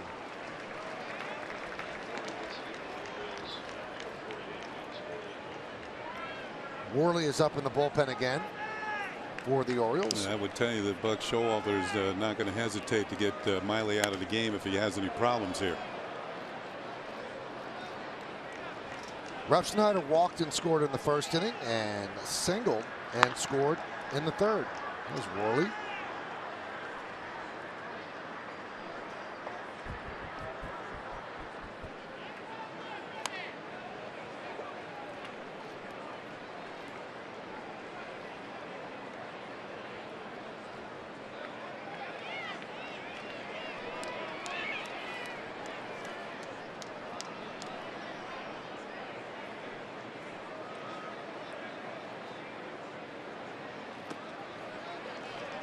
Now, Refsnyder has scored a couple of the Yankee runs. He's been on base twice today, a walk and a base hit. And he has scored 2 of the 4 runs. Joe Girardi penciled him into the 2nd spot in the order today, and it's kind of paid off so far.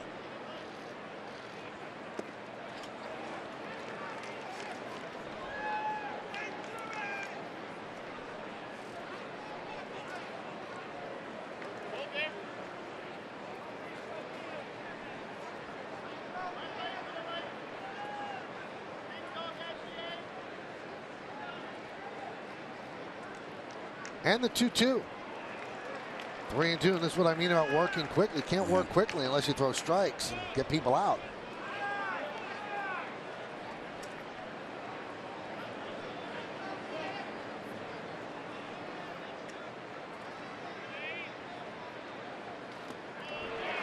And he strikes out Refsnyder, first out of the 5th. Yeah, Refsnyder helped him out, chased a pitch in the dirt. It ended up in the dirt.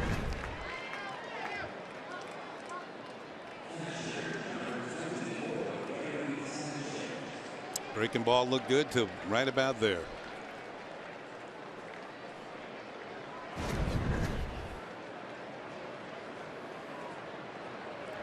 Here's Gary Sanchez.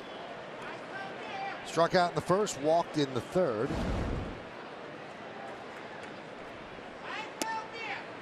Big breaking ball, misses.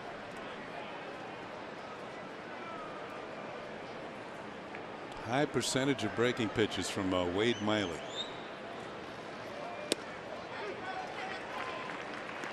Makes his fastball even sneakier.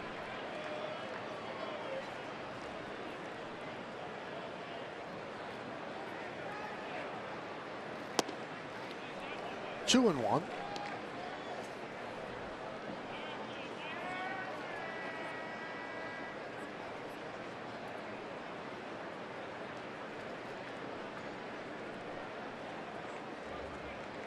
And the pitch. 2-2. You know, you were talking early in the game, Michael, that Joe Girardi made the pronouncement that this is the biggest game of the year. It's a big game. There's no doubt about it. But tomorrow they play Toronto. They're all big games from this point on. Every single one of them. They're like playing the playoffs right now. Grounded to short. Backhanded by Hardy. It's always dangerous to say big game, and then if you lose. Anyway, Bob Lorenz will tell us about somebody who's winning and somebody who's losing too.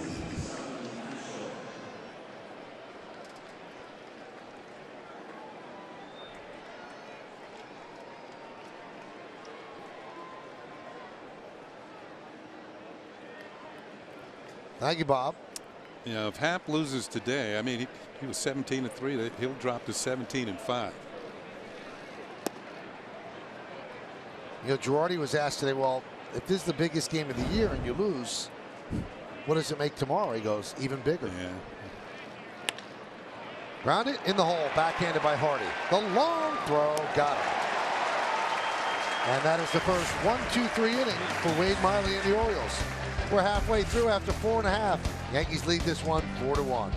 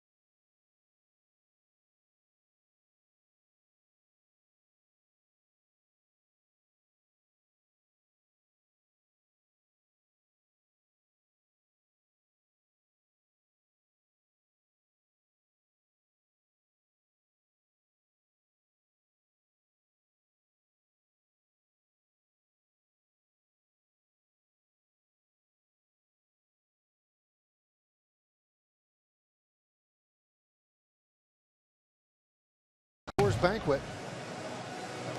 I remember this one well. 1993 on this day, Jim Abbott becomes the third Yankees left-hander to throw a no-hitter, defeating the Indians 4-0 at Yankee Stadium. And that Indian team could rake. Let's take a listen. Indians have not had a man past first base. And the ground ball is short. Velarde, he did it. He did it. No-hitter for Jim Abbott.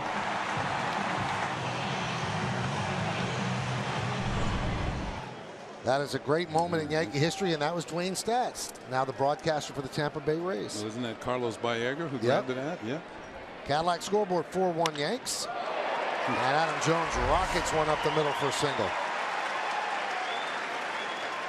Adam Jones is known as a first ball fastball hitter. If you get it in there near the strike zone, he is not hesitating to swing. You know, one little nugget about that no-hitter. He had pitched against that same Indians team the previous week and just got hammered. And Buck Showalter and his staff really labored over the fact whether or not they should take Abbott out of the rotation. He had been so bad. And they gave him that start against the Indians, and the rest, as they say. Pedro Alvarez takes low 1-0.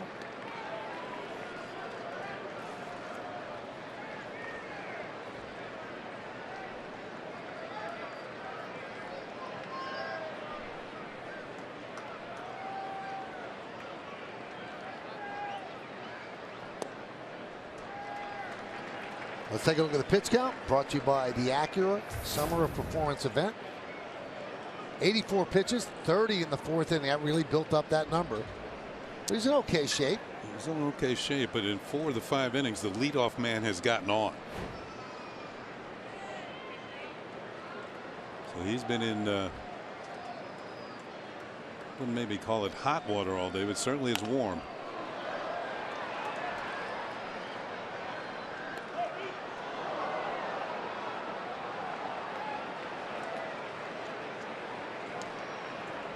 Alvarez in the first game of this series hit a home run so far, so high, and it landed on Utah Street right in front of the big warehouse in right field.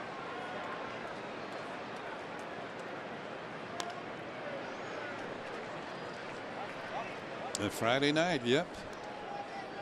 This ball was smoked, as Michael said, right in the middle of the plate.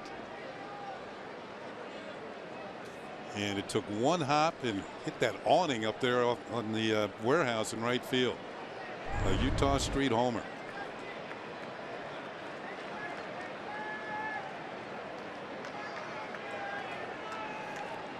Our colleague Paul O'Neill reached the Utah Street. Yeah. 2-2.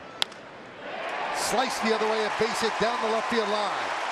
Rush Snyder goes into the corner to play. They're waving Jones home. Here he comes. Here's the throw from Torres. Jones is in there. That's an RBI double for Alvarez. And the Yankees lead 4-2.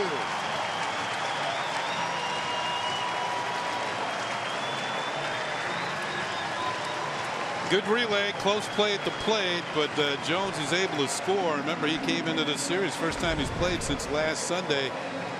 Came out of the game at Yankee Stadium with a bad hamstring. This was certainly tested here. Sanchez can't come up with the relay throw from Torres. I think Jones would have been in there anyway. But now it's a 4-2 ball game, and that's it for Pineda. Well, he will not get a win. The Yankees are hoping that they get a win. Joe Girardi makes the Verizon call to the bullpen early here in the 5th. Nobody out. Runner at second.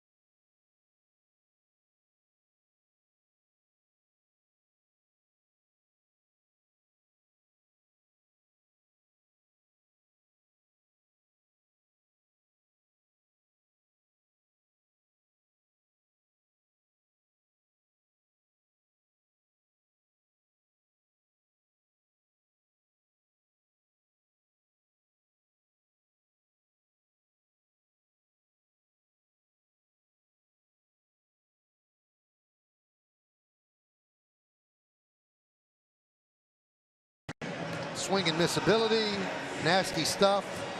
But when it comes down to it, he came into the game 6-11, 5.12, and he can't get through 5 after being handed a 4-0 lead. So 4+, those are the numbers. Runner at second, his responsibility. Michael Pineda cannot get credit for a win. And Luis Severino will come on in relief.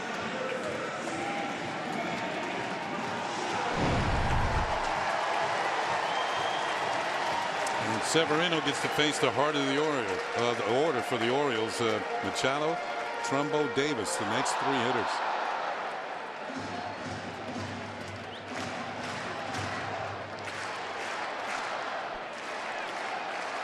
So Alvarez is at second. Still nobody out.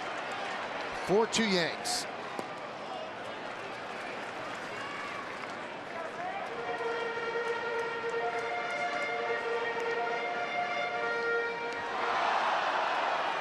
Severino of the electric arm struggled in the big leagues this year in the starting role, but now we're going to see if he can help him out of the bullpen.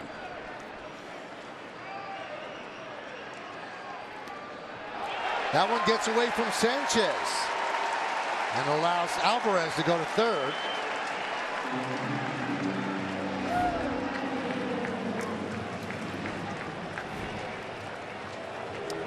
First slider, Sanchez was able to make a good stop. Second one, not so. Severino throws hard. This pitch, man, in the dirt, hops up off the forearm and then breaks away towards the Yankee dugout. Trying to make sure he gets it down and away. It's too far down and away. That's out of play.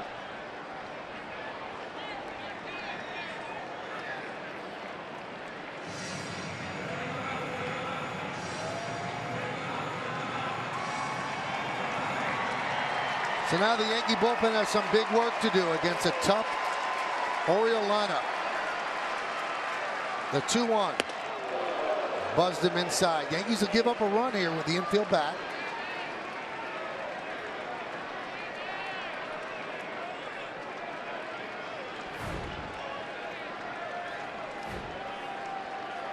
And the 3-1. 3-2.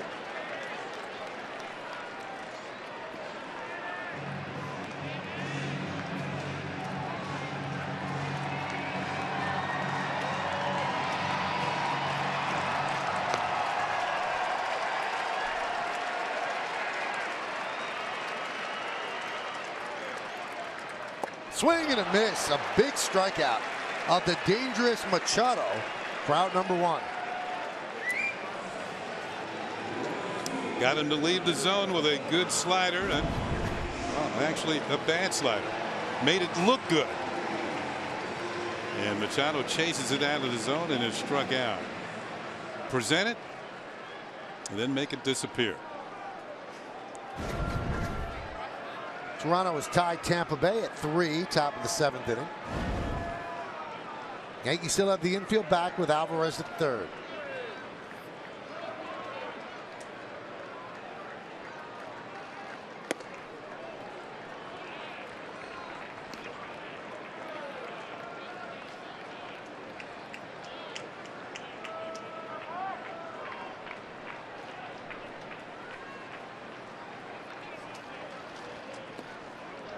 Blocked by Sanchez. That saves a run.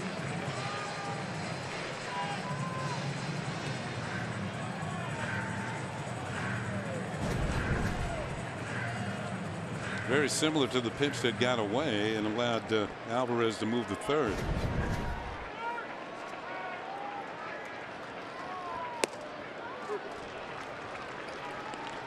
There's a strike, 2-1.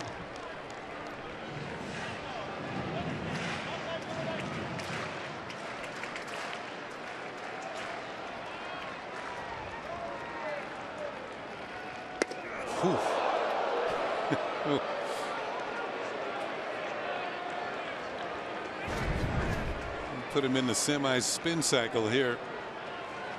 Tuck those hands in. Almost got part of his uniform. As Trumbo has to vacate the premises.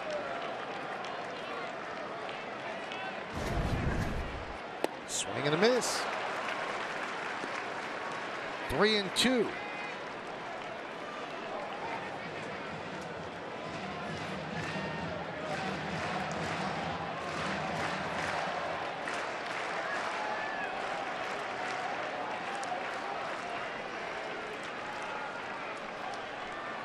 And the pitch.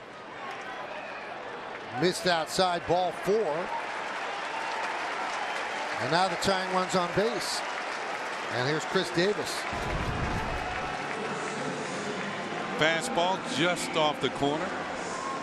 Previous pitch had moved Trumbo off the plate so they could open up that outside corner, but Severino missed it.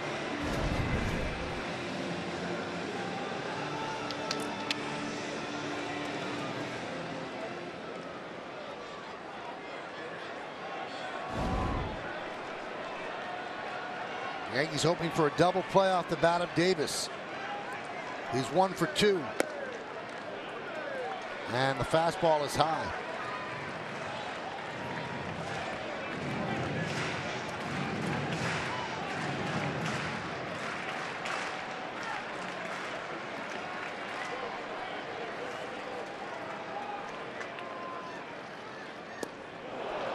Now this is the very reason why Joe Girardi yesterday did not commit to Severino starting in place of the injured Chad Green.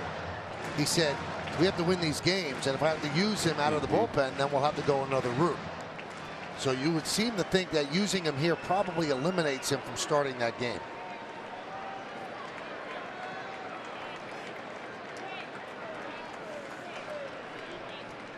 One, 1-2.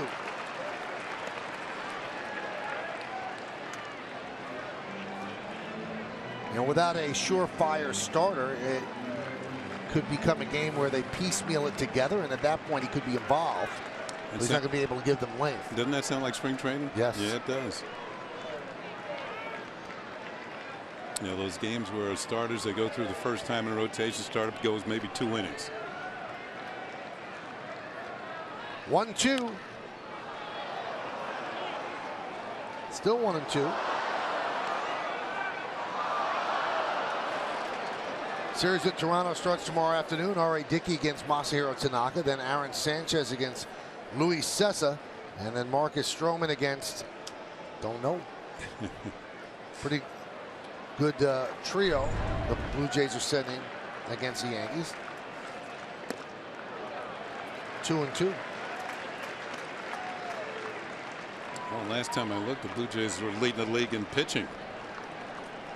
And while the Yankees still aren't sure what they're going to do with that rotation spot, I spoke with Joe Girardi about Brian Mitchell, who had been starting down in the minors, and he said although the Yankees love his arm, he doesn't think his stuff is quite where it was at the end of spring training. They still feel like he needs some more reps, but guys, they may not have the luxury of giving him those reps in the minors. There may be a need up here where they have to push him faster than maybe they would have otherwise. Well, Davis has worked the count full now. 3-2 with one out. You've got Alvarez at third. Trumbo is at first. The Blue Jays have dropped to second in pitching. Cleveland has taken over the lead in team ERA. 3-2, runner goes, and the pitch is inside. So Severino has faced 3 batters. He's gone 3-2 on all of them, and he's walked 2 of the 3. And now the bases are loaded, and Larry Rothschild out to the mound.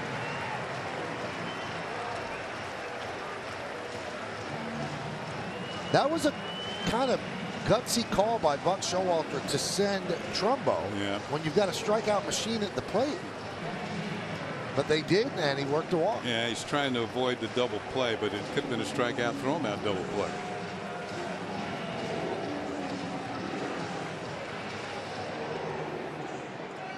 Still no contact against Severino.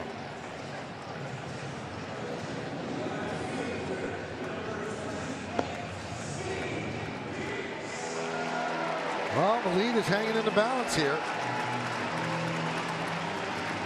You got the bases loaded, 1 out. Yankees lead 4-2 on the bottom of the 5th inning, and Steve Pearce at the plate.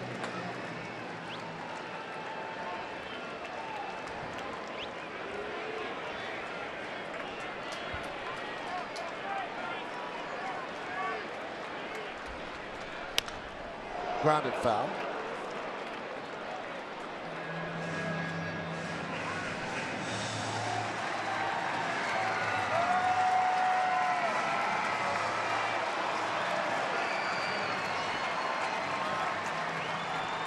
Refsnyder doing double duty out there. The ball got away. He ran after it. Then while he was on the warning track, he picked something up and handed it to a fan.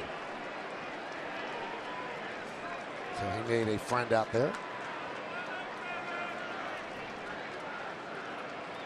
The 0-1. 1-1.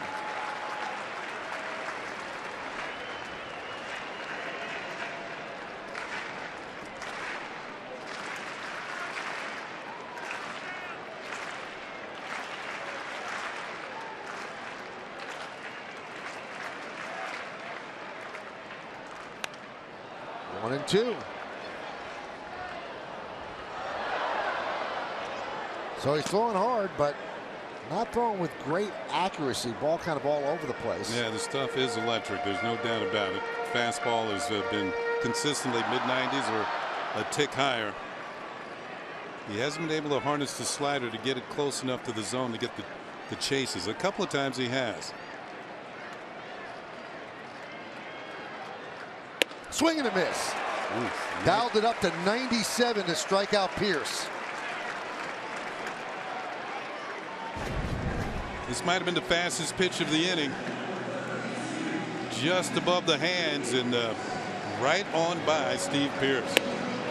Whew. Still no contact against Severino this inning.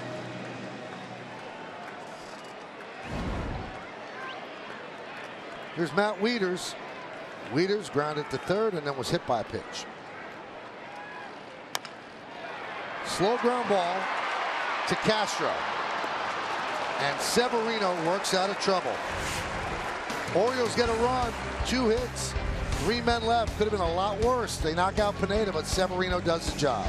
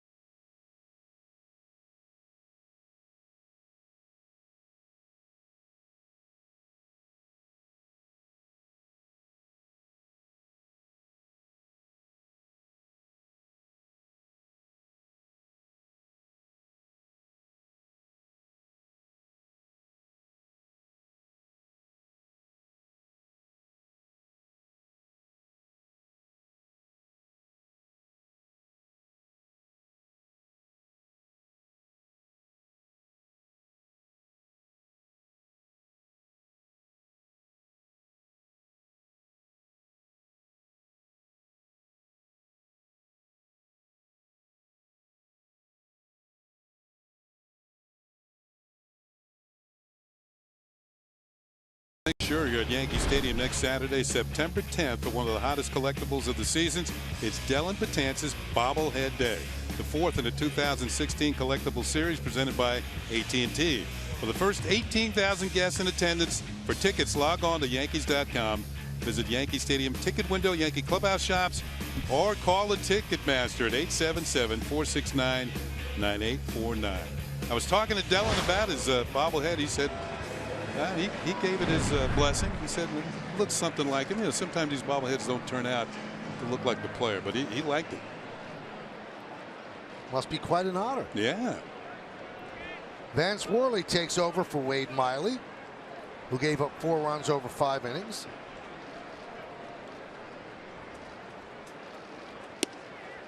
Headley takes a strike. We saw Worley on Friday night. He worked a scoreless inning. He had a strikeout, no hits, no runs.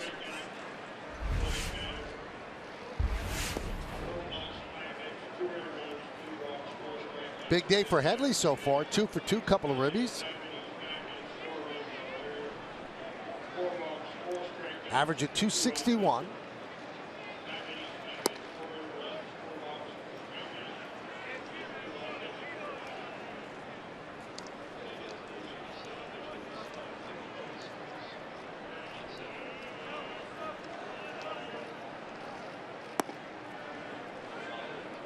Three and 1 from Worley.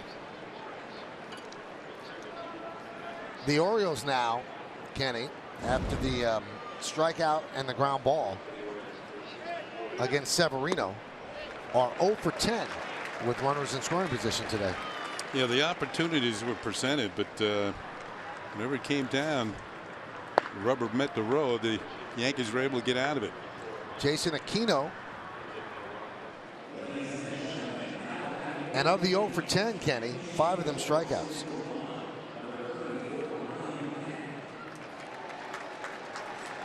So Brian McCann is going to pinch hit for Austin Romine. Romine had a big hit in that first inning, a 2-run single, then grounded back to the mound in the third.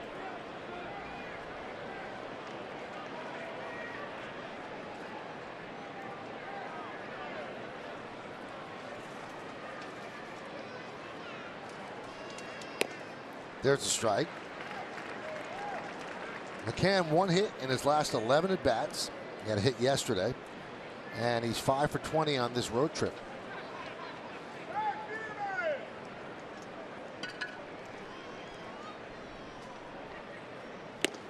Swing and a miss.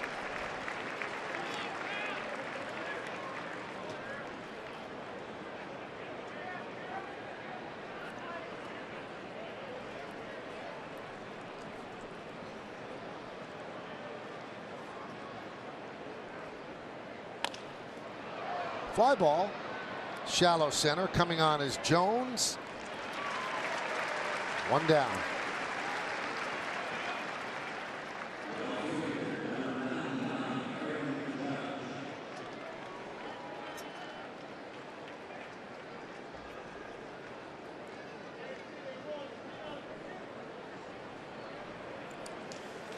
Here's Aaron Judge. Aaron is 0 for 2. Now it's back to facing a right-handed pitcher.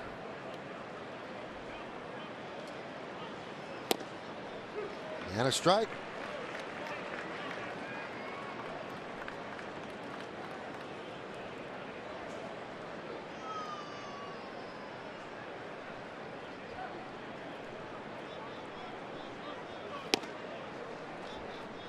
One and 1. You wonder sometimes if Aaron is too patient and they're starting him off with first pitch fastball strikes and he's watching them go by.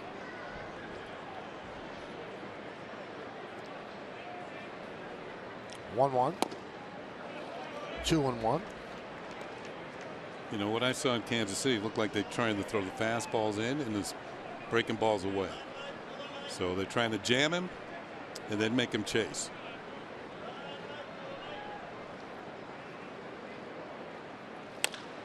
There's a hard line drive, base hit to left field for Judge. Just his second hit on the road trip, but that has to make him feel great. Yeah, just making a contribution.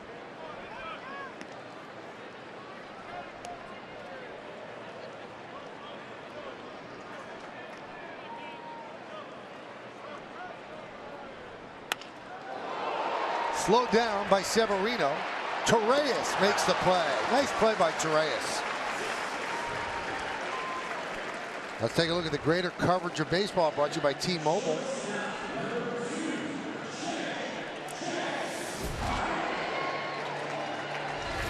And these are the leaders in the three main categories, Triple Crown categories. Altuve, 348, best batting average. Trumbo, 41 home runs. That's the most in baseball, not just the American League. And Edwin Encarnacion, Yankees will see him tomorrow. 108 runs batted in. Makes you admire Miguel Cabrera even more. He was able to lead the league in all three of those categories a few years back. And Severino's getting into a rhythm here. You saw him come off the mound last inning and leave the bases loaded, and he was all pumped up.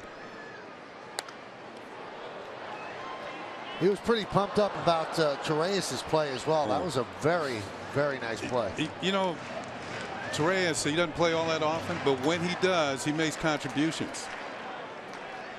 And he came in with a .290 batting average. Popped up, right side. Austin will make the play in foul territory for the second out. Here's the play that Michael's talking about, and Torreyes plays short, second, third, play them all equally well, barehanded, on the run, and on the money with the throw to get Jonathan Schoop.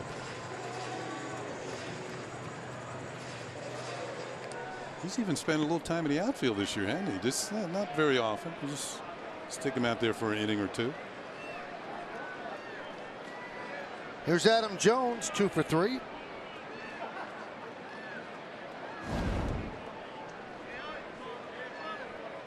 Couple of singles, run scored. Severino stays in his follow through. Thought that was a strike, but Terry Davis didn't think so. Well, when Torreyes made the team out of spring training, it kind of, oh, Ronald Torreyes on the team, all right. But now we see why. And with all the roster changes and the shuttle, he's been on the roster the entire season.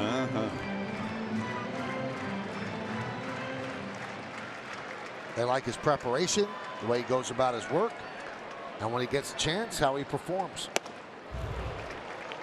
Crackling fastball there by Severino, 98 miles an hour. That's his fastest one in this game.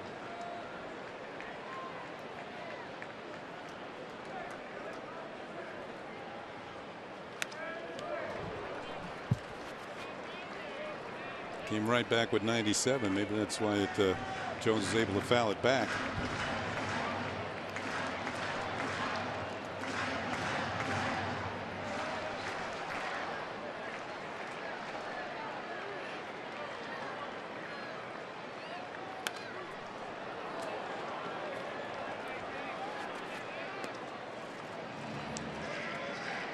Now, I'm not saying this is the case with Severino, but sometimes, Michael, pitchers are better when they don't know when they're going to pitch. As opposed to being a starter, you get all amped up and get the butterflies going for your day you're going to start a game. You come to the ballpark as a reliever, you don't know if you're getting in there or not. Maybe you don't have enough time to get that feeling, those knots going, and you just go out and perform. That's happened with other pitchers who've worked better out of the bullpen.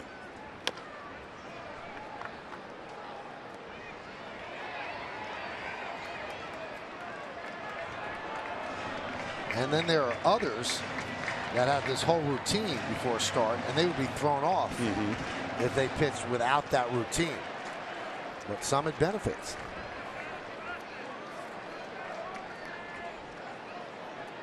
Two-two.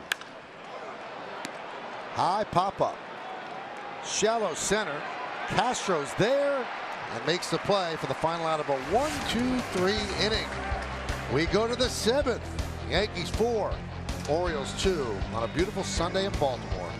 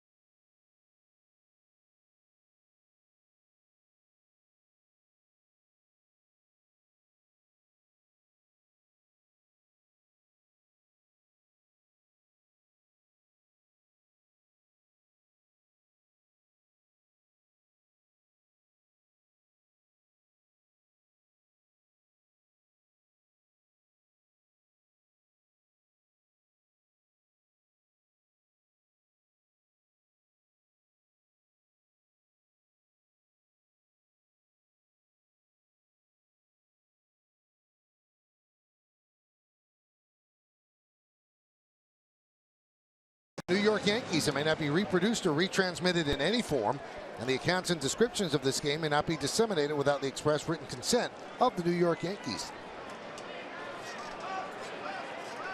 A lot of Yankee fans make their way to Camden Yards. So far, they're happy today with a 4-2 lead in the 7th inning as Brett Gardner leads off against Vance Worley.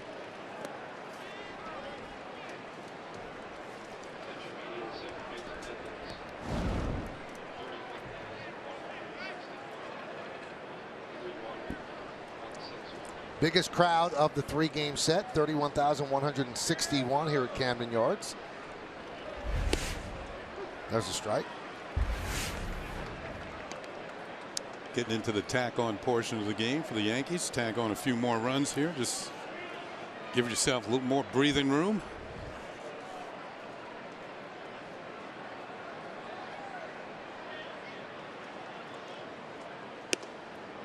Two and one.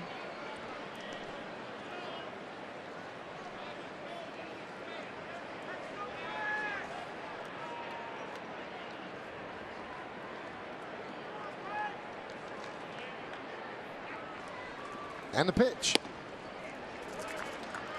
3-1 on Gardner. Gardner walked and scored in the first. Hit into a 3-6 double play in the second and then grounded to first in the fourth.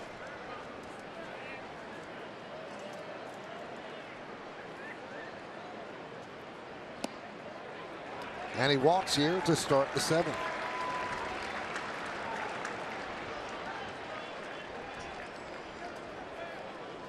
Now, with the exception of last inning, every time the Yankees put the leadoff man on, they scored.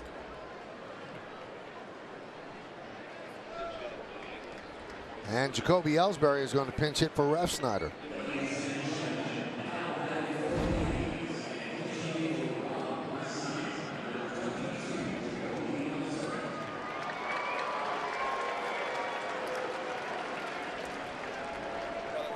So Ref Snyder walked and scored, picked up a single and struck out. 2 runs scored for Ref Snyder. So good afternoon for him. And by sending up Ellsbury, you get him to face a right-hander here, and you tighten up the defense. So he'll play center, and Gardner will move to left in the bottom of the inning.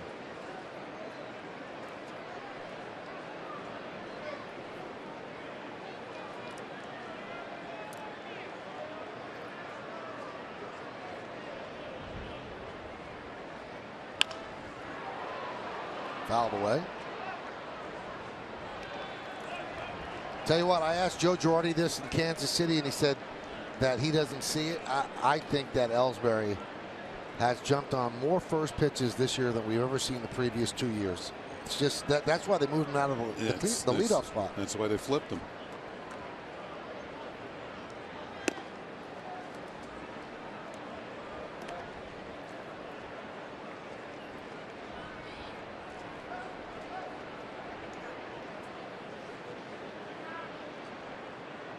This might be one of those situations you were talking about, the green light. That both Gardner and Ellsbury have they can go whenever they want to.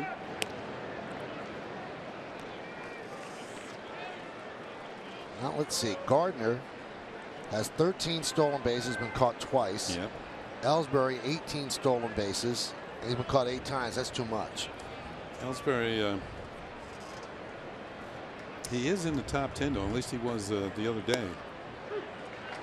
But you're right. That's the percentage is not what it used to be. And it's almost not worth running. Well, You're going to be caught, 33% of the time.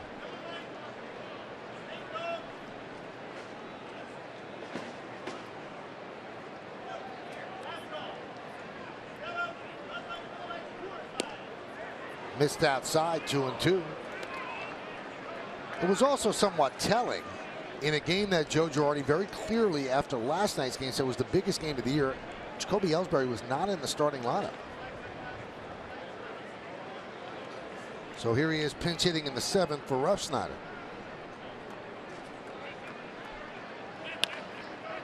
Grounded to short. There's one on to first. They doubled him up.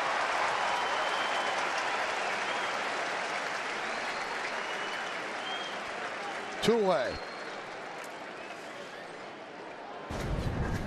Watch the man in the middle here. As Hardy gets the ball to Scope. Now, Ellsbury runs very well, but Scope has one of the stronger arms in the league for a second baseman. And the ball doesn't stay in his hands very long either. One, and turns it over. As we look at it on Yesmo.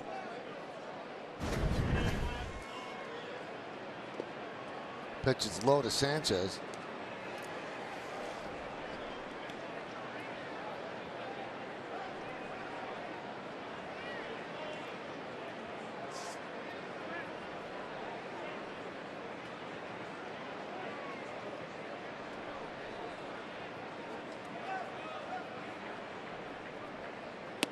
There's a strike.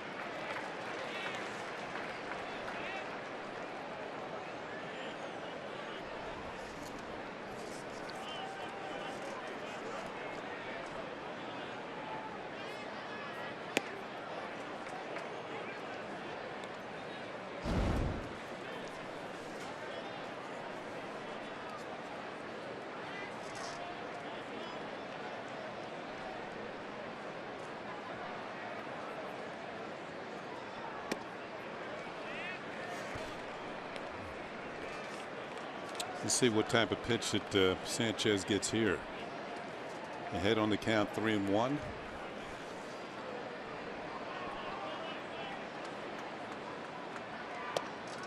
There's a strike. Sanchez didn't think so.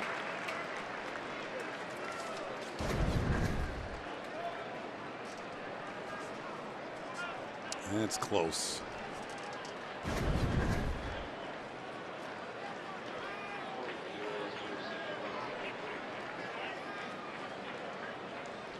And the 3-2. Checks his swing.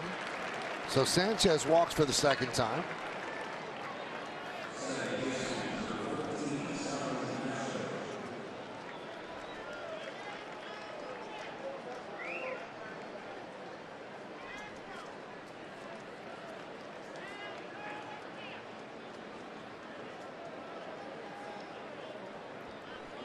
So here's Castro.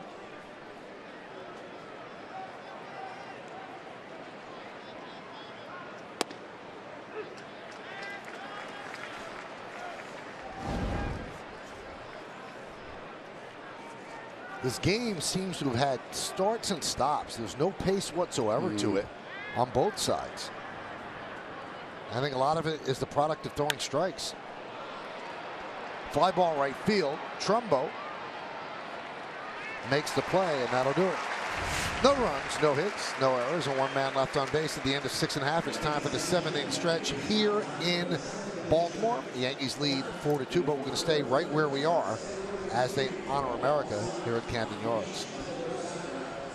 Region, our country, and abroad, who have distinguished themselves by selflessly working or volunteering in fields that improve the lives of others around the corner or around the globe who are most in need. To honor these Birdland community heroes, we ask that you please rise and join Staff Sergeant Brendan Curran in singing God Bless America. God bless America, land that I love. Stand beside her and guide her through the night with the light from above. From the mountains to the prairies, to the oceans white with foam. God bless America, my home, sweet home. God bless America, my home, sweet home.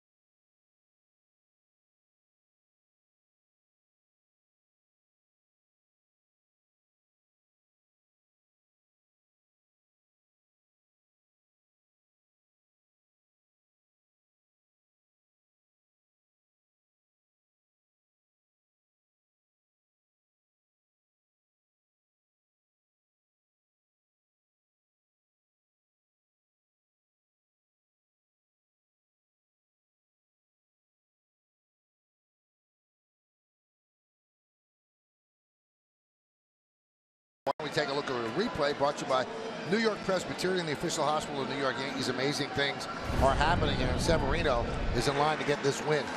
Well, coming in with power stuff out of the bullpen today, and got out of the bases loaded jam, and then had a 1-2-3 inning. So good work out of the bullpen for Severino with a couple of strikeouts. He did walk a couple, but he didn't allow any runs.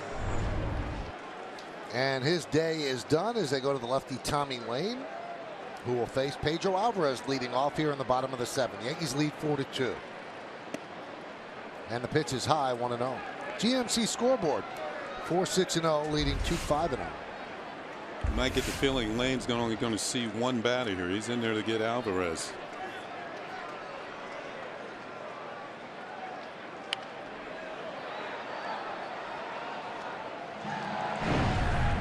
Well, as we predicted would happen, Ellsbury stays in the game in center. Gardner moves from center to left.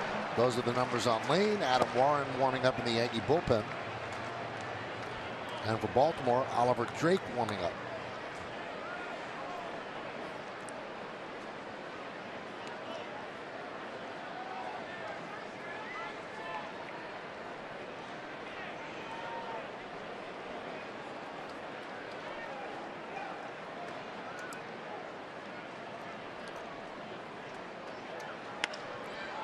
Fly ball left field, so they'll test Gardner out there right away, and he puts it away for the first out.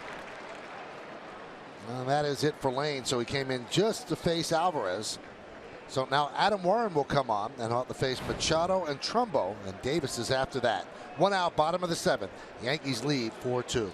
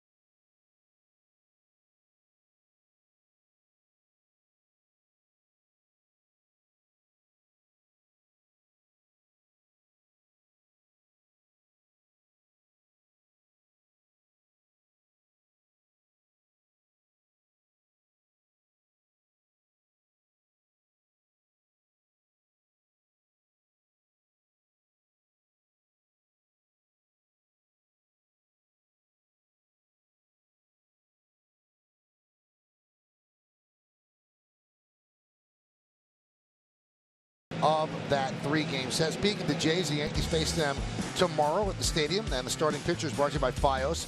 Fios is not cable. We're wired differently. Visit getfios.com. R.A. Dickey, the veteran knuckleballer, will go up against Masahiro Tanaka, and our coverage on Labor Day begins at noon, and first pitch will be right around 1:07. So here's Adam Warren. Lane came on to get the lefty swinging Alvarez. He did his job. Yankees lead by a score of 4-2. Those are the numbers with the Cubs and the Yankees.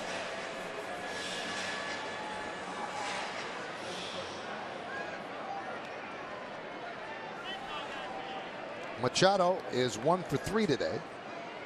Castro shades up the middle. Swing and a miss. Warren worked last night. And while he did give up a couple of hits, he didn't give up any runs. He had a couple of strikeouts and a walk.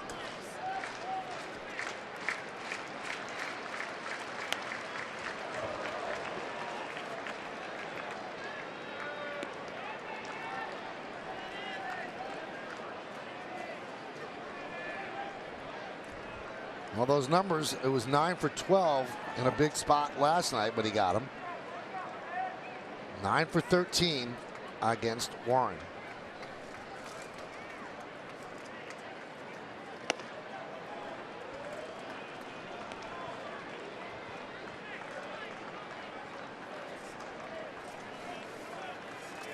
You know, both Machado and Warren may not know the exact numbers, but they both know what's been going on between them. It's like any relationship.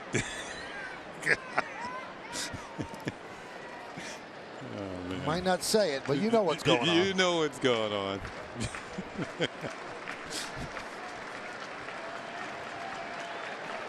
2 balls, 2 strikes, 1 out, bottom of the 7th. It's 4-2 Yanks.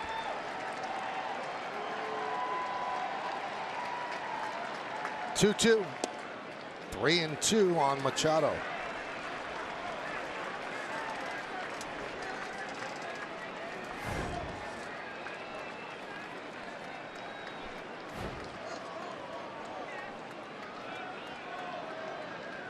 Three-two. High fly ball. Left field. Gardner. The relationship starting to turn in Warren's favor now, as Machado's now 0 for the last 2 against Warren. Does that mean you start to get to go to the restaurants you want to go to? Something like that. Yeah, okay. Or the movies you want to see. Here's Trumbo. Trumbo's 0 for 1. He walked twice. Bottom of the 7th. It's 4-2 Yankees. Castro again shades up the middle for the righty swinging Trumbo.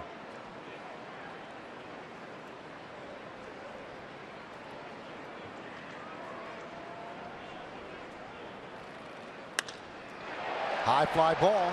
Center field. Ellsbury is there. And a good job by Warren and by Lane as the two combine to retire the Orioles in order. 1, 2, 3. We go to the 8th.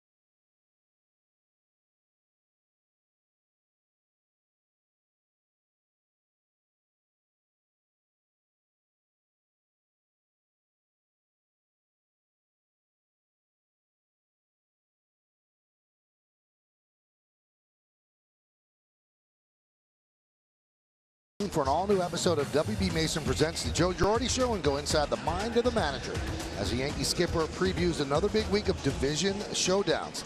That's today following Yankees coverage only on Yes.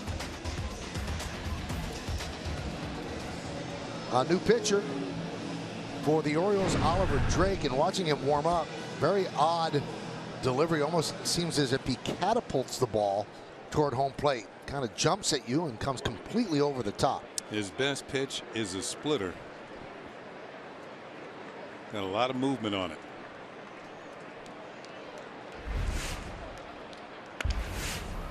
Grounded to first, fair ball.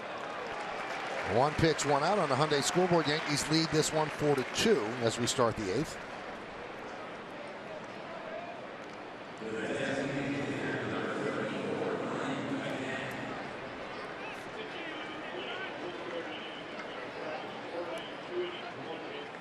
Drake was called up from AAA Norfolk on August 28th. And in Norfolk, 2.72 ERA, 10 saves, 47 games, 1 start. And he averaged 12.6 strikeouts per 9 innings at AAA. And there's a strike to McCann.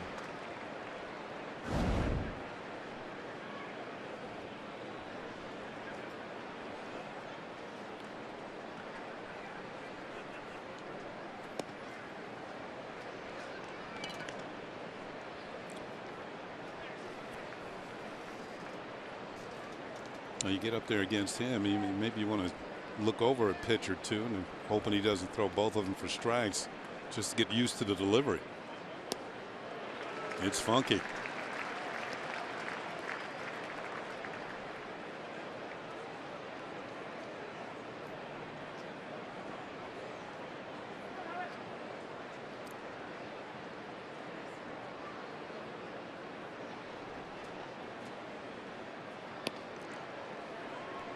Count 2-2 on McCann.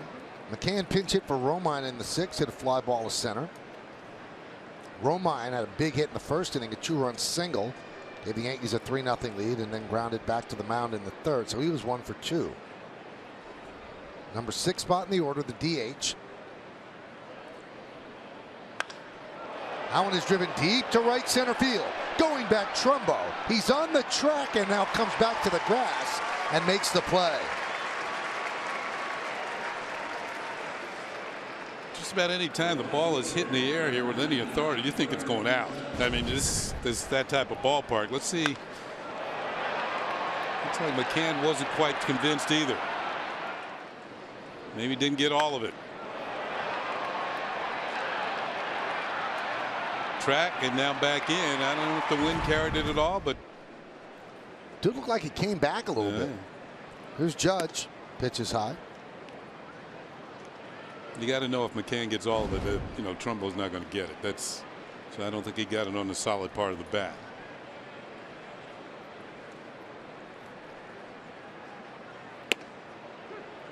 There's a strike.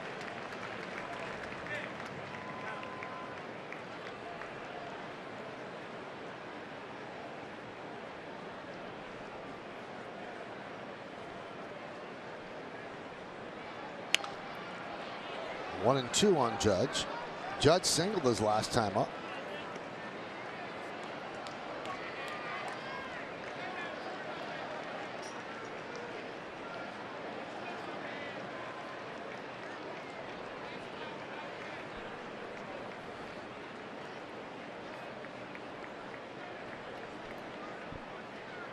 Swing and a miss. Judge down on strikes. So Drake works a 1-2-3 8th inning. We go to the bottom of the 8th. Yankees lead this one 4-2. Here comes Tyler Clippard.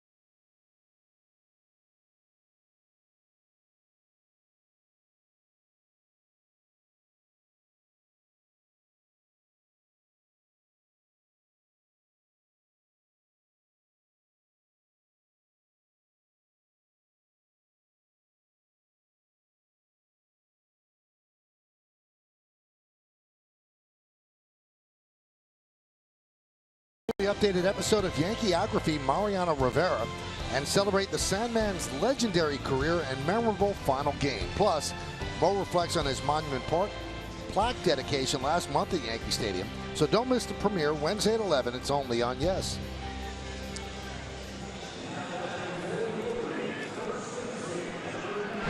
Well, Tyler Clippard will now pitch the bottom of the 8th inning with the Yankees up by 2, 4-2. This will be Clippard's 54th or 55th game. And like Warren, who preceded him in the game, he worked last night. A couple of strikeouts, couple of walks, and a scoreless inning. Hyundai scoreboard 4-2, Yanks lead. Chris Davis will start it off.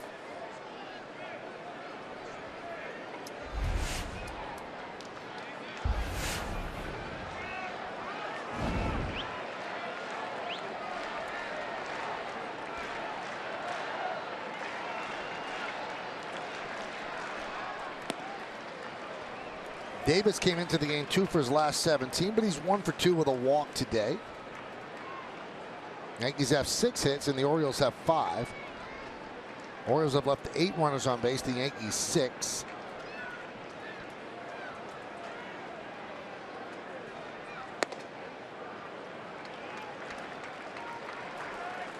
You know, in losing last night's game, a few years back, the Yankees used to come down here, and however they were playing, if they were playing well, they'd play even better here. If they weren't playing well, then they'd get well here. But they've lost 8 straight series here in Baltimore now. It's not the fun place as it used to be.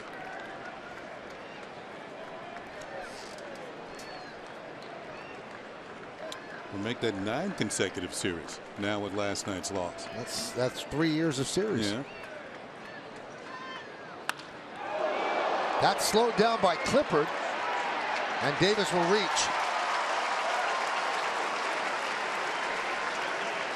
And now Joe Girardi and head athletic trainer Steve Donahue quickly out to see Clippard. And he says he's okay. They're going to check anyway to see where it actually hit him. He keeps nodding his head. Sure didn't feel good. Headley trying to scramble to make the play. Going to slow it down here. It looked like maybe the upper back on the right side near the shoulder. Tell you what, pitchers are in very precarious position once they release the ball. He's taken a few tosses, at least one. He says, "I'm good to go."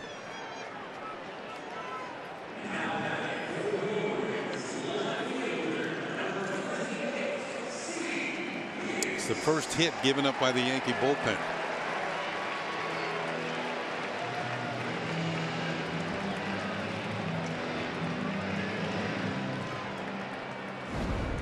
So runner on first base, and here's Steve Pearce.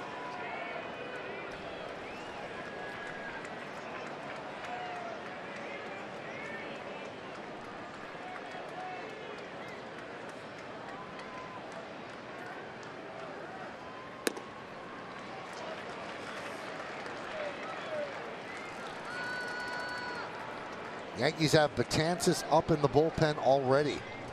Joe said biggest game of the year, and that's the way he's managing this. And you worry about tomorrow. Tomorrow comes quickly. 1 o'clock start against the Blue Jays at the stadium. There's a strike.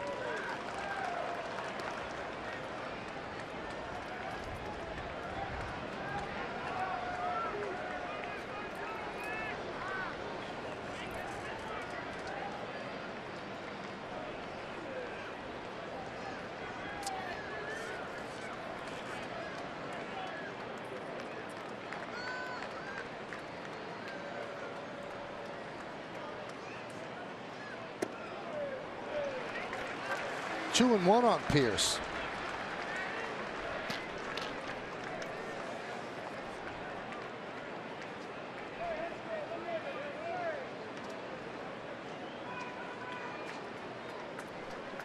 The hits are now even at 6 apiece. The Yankees would like a hard ground ball from Pierce and turn it into a double play.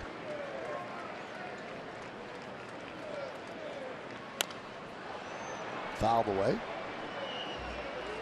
Yeah, Clippard mostly fastball in the low 90s and a changeup in the upper 70s. So he's relying on the deception.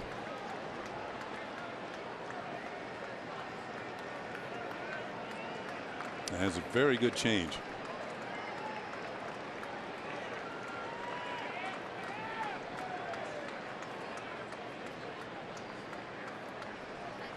Two. Swing and a miss. Got him. Pierce strikes out, 1 away. All I saw was 82 miles an hour. That would kind of tell you it's a changeup. And Pierce swings underneath it. Getting to the point now. You can see the shadows starting to creep in. You get Betances in a situation where the shadow, then hitters have to deal with the shadows. That doesn't look like a fun opportunity to hit. Matt Wieters fouls it back. Toronto was a final. They salvaged the final game of a 3-game set. They beat Tampa Bay 5-3. Detroit leads Kansas City 4-1. That's in the bottom of the 7th inning. Houston 5 and Texas 0 in the 4th inning.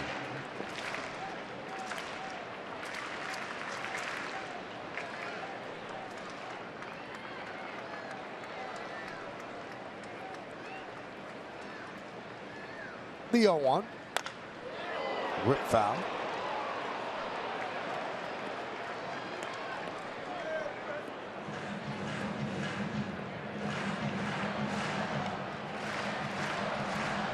Kind of surprised in a tight game that they don't have to share it in at first base. They will after next inning. Yeah, they're going to pinch hit for Austin anyway. Yeah. He should be in the field unless he's really hurting today.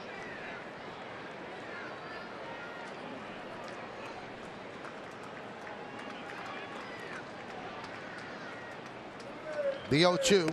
Swing and a miss. Chased a pitch up in the zone. 2 away. Consecutive strikeouts. First Pierce and now Wieters. And both of them went out of the strike zone. And with Scope due up and 21 home runs on the board, he's going to call on his closer, Dellin Betances, to come in and get 4 outs. Clippard departs. Betances coming in. 4-2 Yanks.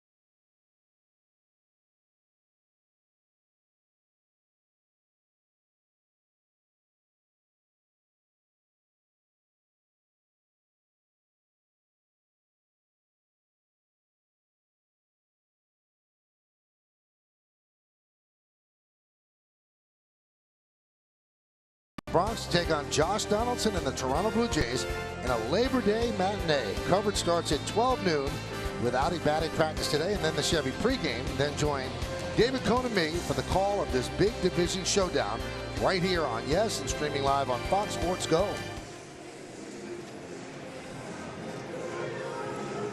So Dylan Betances comes on with 2 outs and 1 on. Yankees leading 4-2. And Joe Girardi wants him to get 4 outs to pick up his 8th save and take 1 game of this 3-game set. 110 strikeouts in 63 and 2/3 innings, just 20 walks. Oh, and that shadow's getting a little closer. Covering home plate.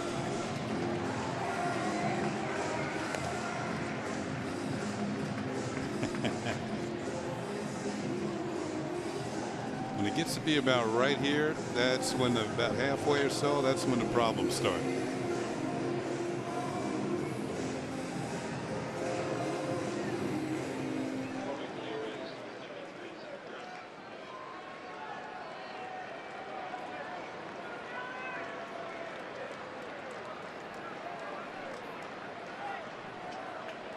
Scope 0 for 3 today.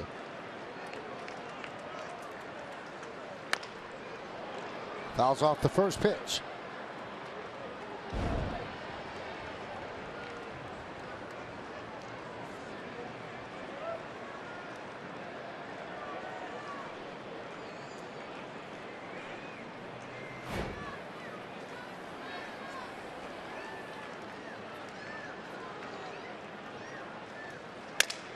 Shattered back, slow ground ball, and Castro gets scope, and that will do it to end the 8th. I think the bat traveled farther than the ball, certainly with more velocity. We go to the 9th.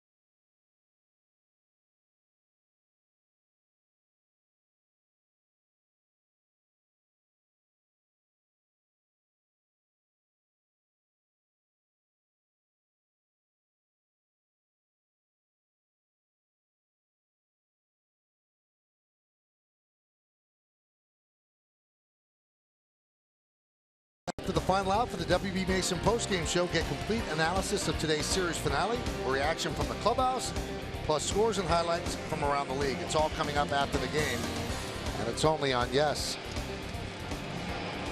Now a lot of attention in the first base seats behind the Yankee dugout. Jonathan Scope had his bat sawed off, and the barrel of the bat went rifling into the crowd and actually did hit somebody. And the Yankees on the top step of the dugout peering out to see what's going on there. You just hope that the guy who did get hit is okay. A lot of people standing in that area.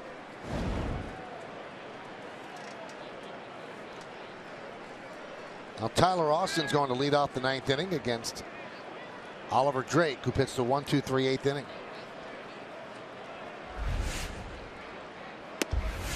And the pitch is high.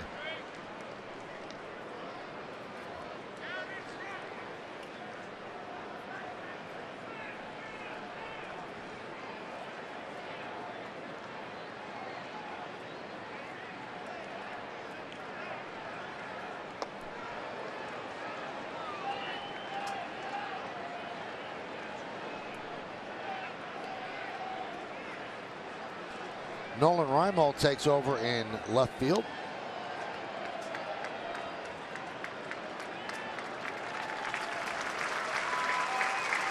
And the hand you hear is that the gentleman got hit, is leaving the area and walking up the steps. It's like he got hit on the top of the head with the bat.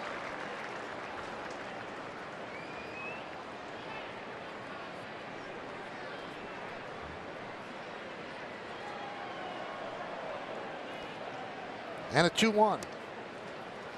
3-1 on Tyler Austin, who's 1 for 3 today. Yankees lead 4-2.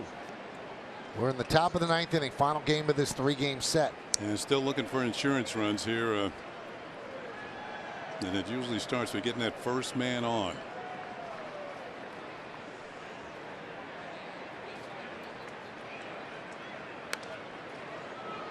Three and 2 on Tyler Austin.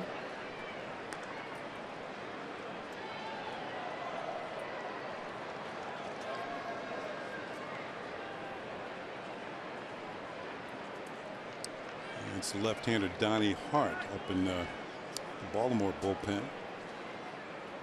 Of course, after Torres, you have Gardner and Ellsbury. Driven the other way and foul. Long ride, but kept slicing.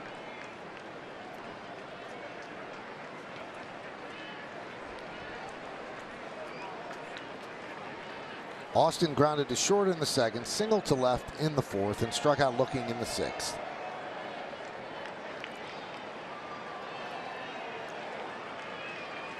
Each team with 6 hits. Fly ball right field. Trumbo drops the ball. Austin running hard all the way will get to second. And I think that's going to be an E9. I don't know if Trumbo had problems with the sun. You can see it on his glasses there, the reflection of the sun, but he had it in and out, off the heel, off the wall, and Austin's going to be at second base.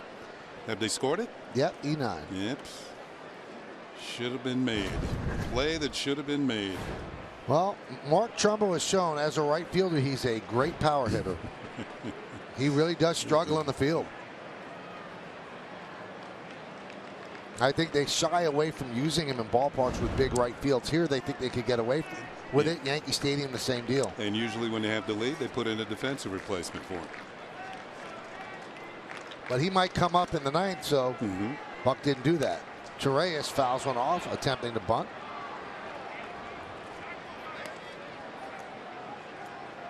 As we mentioned, the tack-on portion of the game. Now Joe Espino is going to come down and talk to Torres. It's a verbal sign before he relays the sign out to Austin at second base.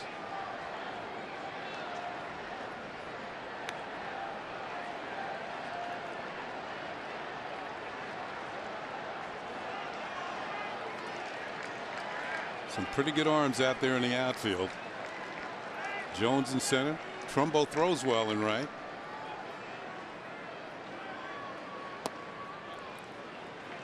And Reimold also throws pretty well.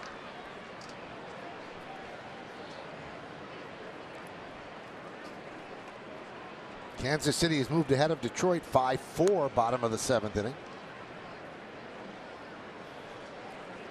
That's been a hotly contested series. Yeah.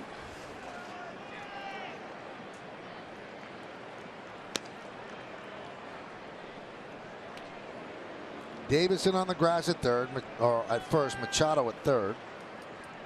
Tyler Austin at second. He's there on the E9.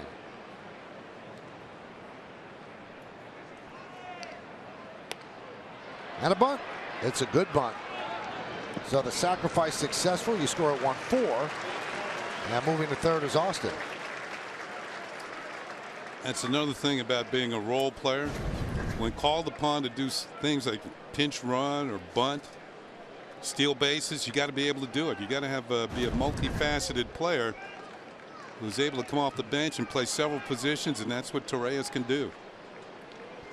Well, Showalter will go to the bullpen. We'll call on the lefty Donnie Hart with Gardner and Ellsbury due up and a runner on third, 1 out.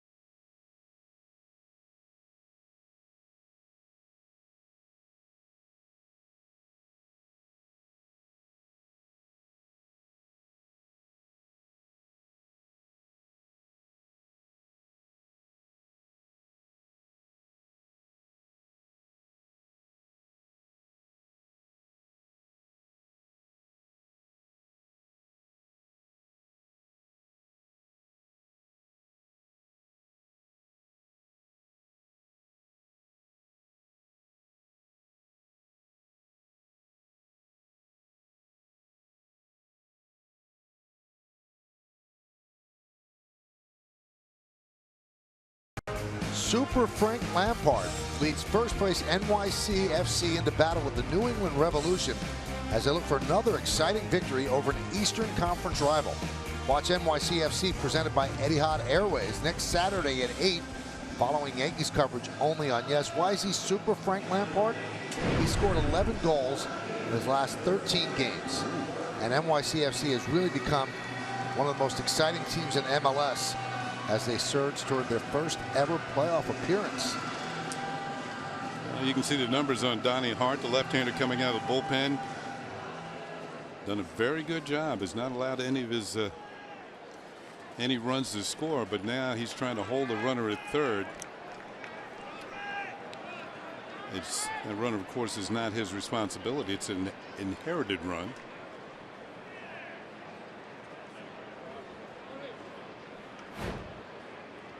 So with the infield in, here's Gardner.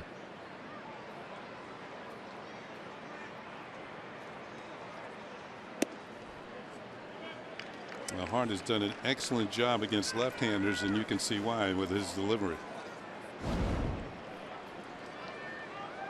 They're just 5 for 25 against him.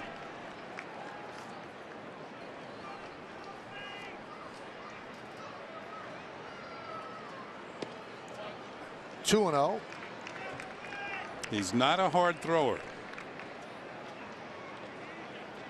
Usually below 90 miles per hour.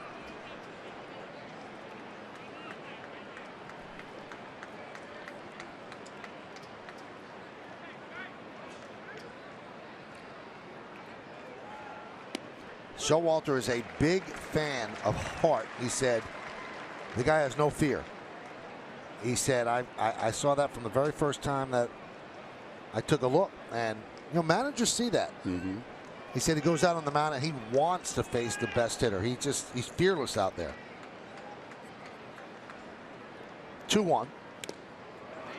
2-2.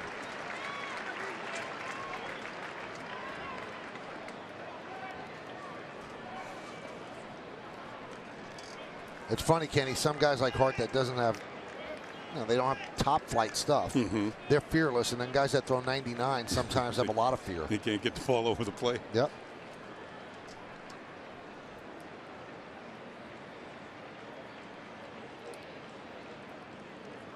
Two. High fly ball to Trumbo. That should be deep enough. Catch is made. Austin tags. Here's the throw. Pretty close, but Austin's in there. A sac fly for Gardner, and the Yankees lead 5-2. Boy, Reeder's played it very cool, Kenny. Yeah, he's a veteran. He acted like there was not going to be a play at the plate, trying to deke young Mr. Austin, who wouldn't have any of it. Well, the Yankees do tack on a run here in the 9th inning. The throw is up the line a bit, and that enables Austin to come around the back door, and he scores the Yankees' 5th run.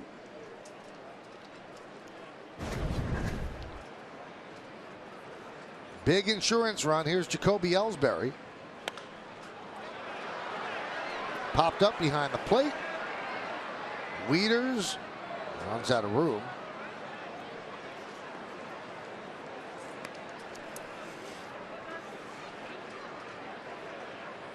So that will go down as an unearned run.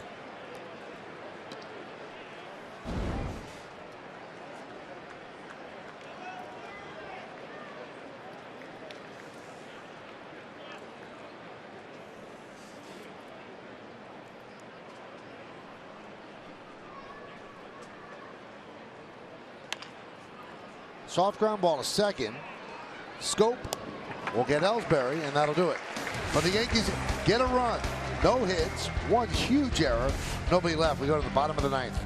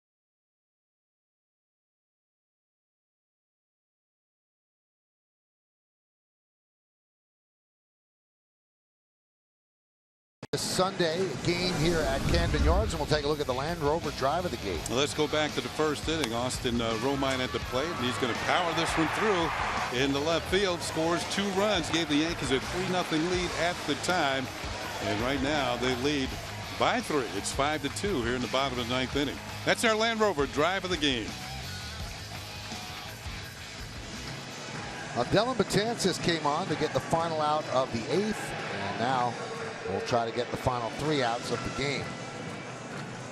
J.J. Hardy, Adam Jones, and Pedro Alvarez do up 9-1-2 against the Yankees' tall, hard-throwing right-handed closer. Hardy is 0 for 3. Fastball inside.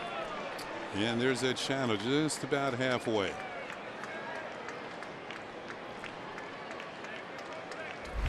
Orioles start their Sunday games because of blue laws at 1:30.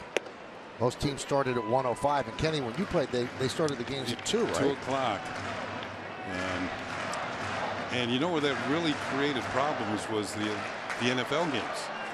Because starting at 2 o'clock, that would run over. The games would run over into the 4 o'clock games. And that compromised a bit over the years, and now the game started a little earlier here in Baltimore. Football season starting next weekend, right? Mm-hmm. Yeah, 1 o'clock now. Did he go? Yes, he did. Hardy down on strikes. He does not like that call. Yeah, that could be the difficulty of seeing the ball. It comes out of the light and then into the shadows. We'll take a look. Well, I think that Jerry Davis didn't see it. That's a bad call. Yeah. There's 1 out, nonetheless, as Hardy's out.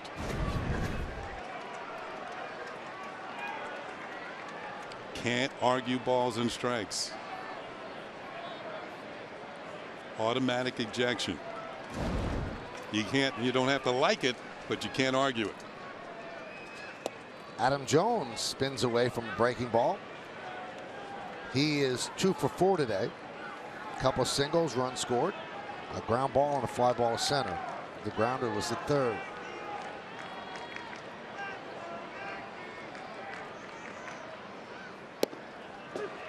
Adam is 6 for 12 in this 3-game set. A little respite with the sore hamstring. It looked like it did him well. Energized him. And he's run very well too, so he's probably all the way back from that. Yeah, when I talked to him the other night before Friday before the game, he said he felt 100%.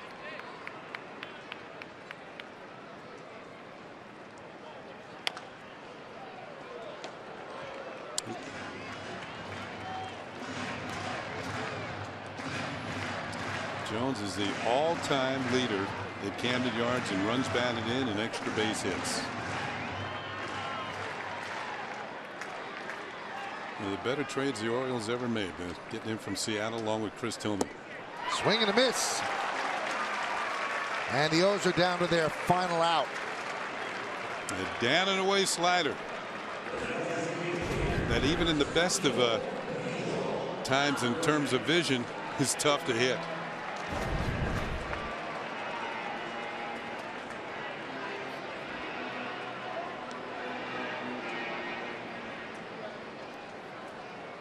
Here's Pedro Alvarez.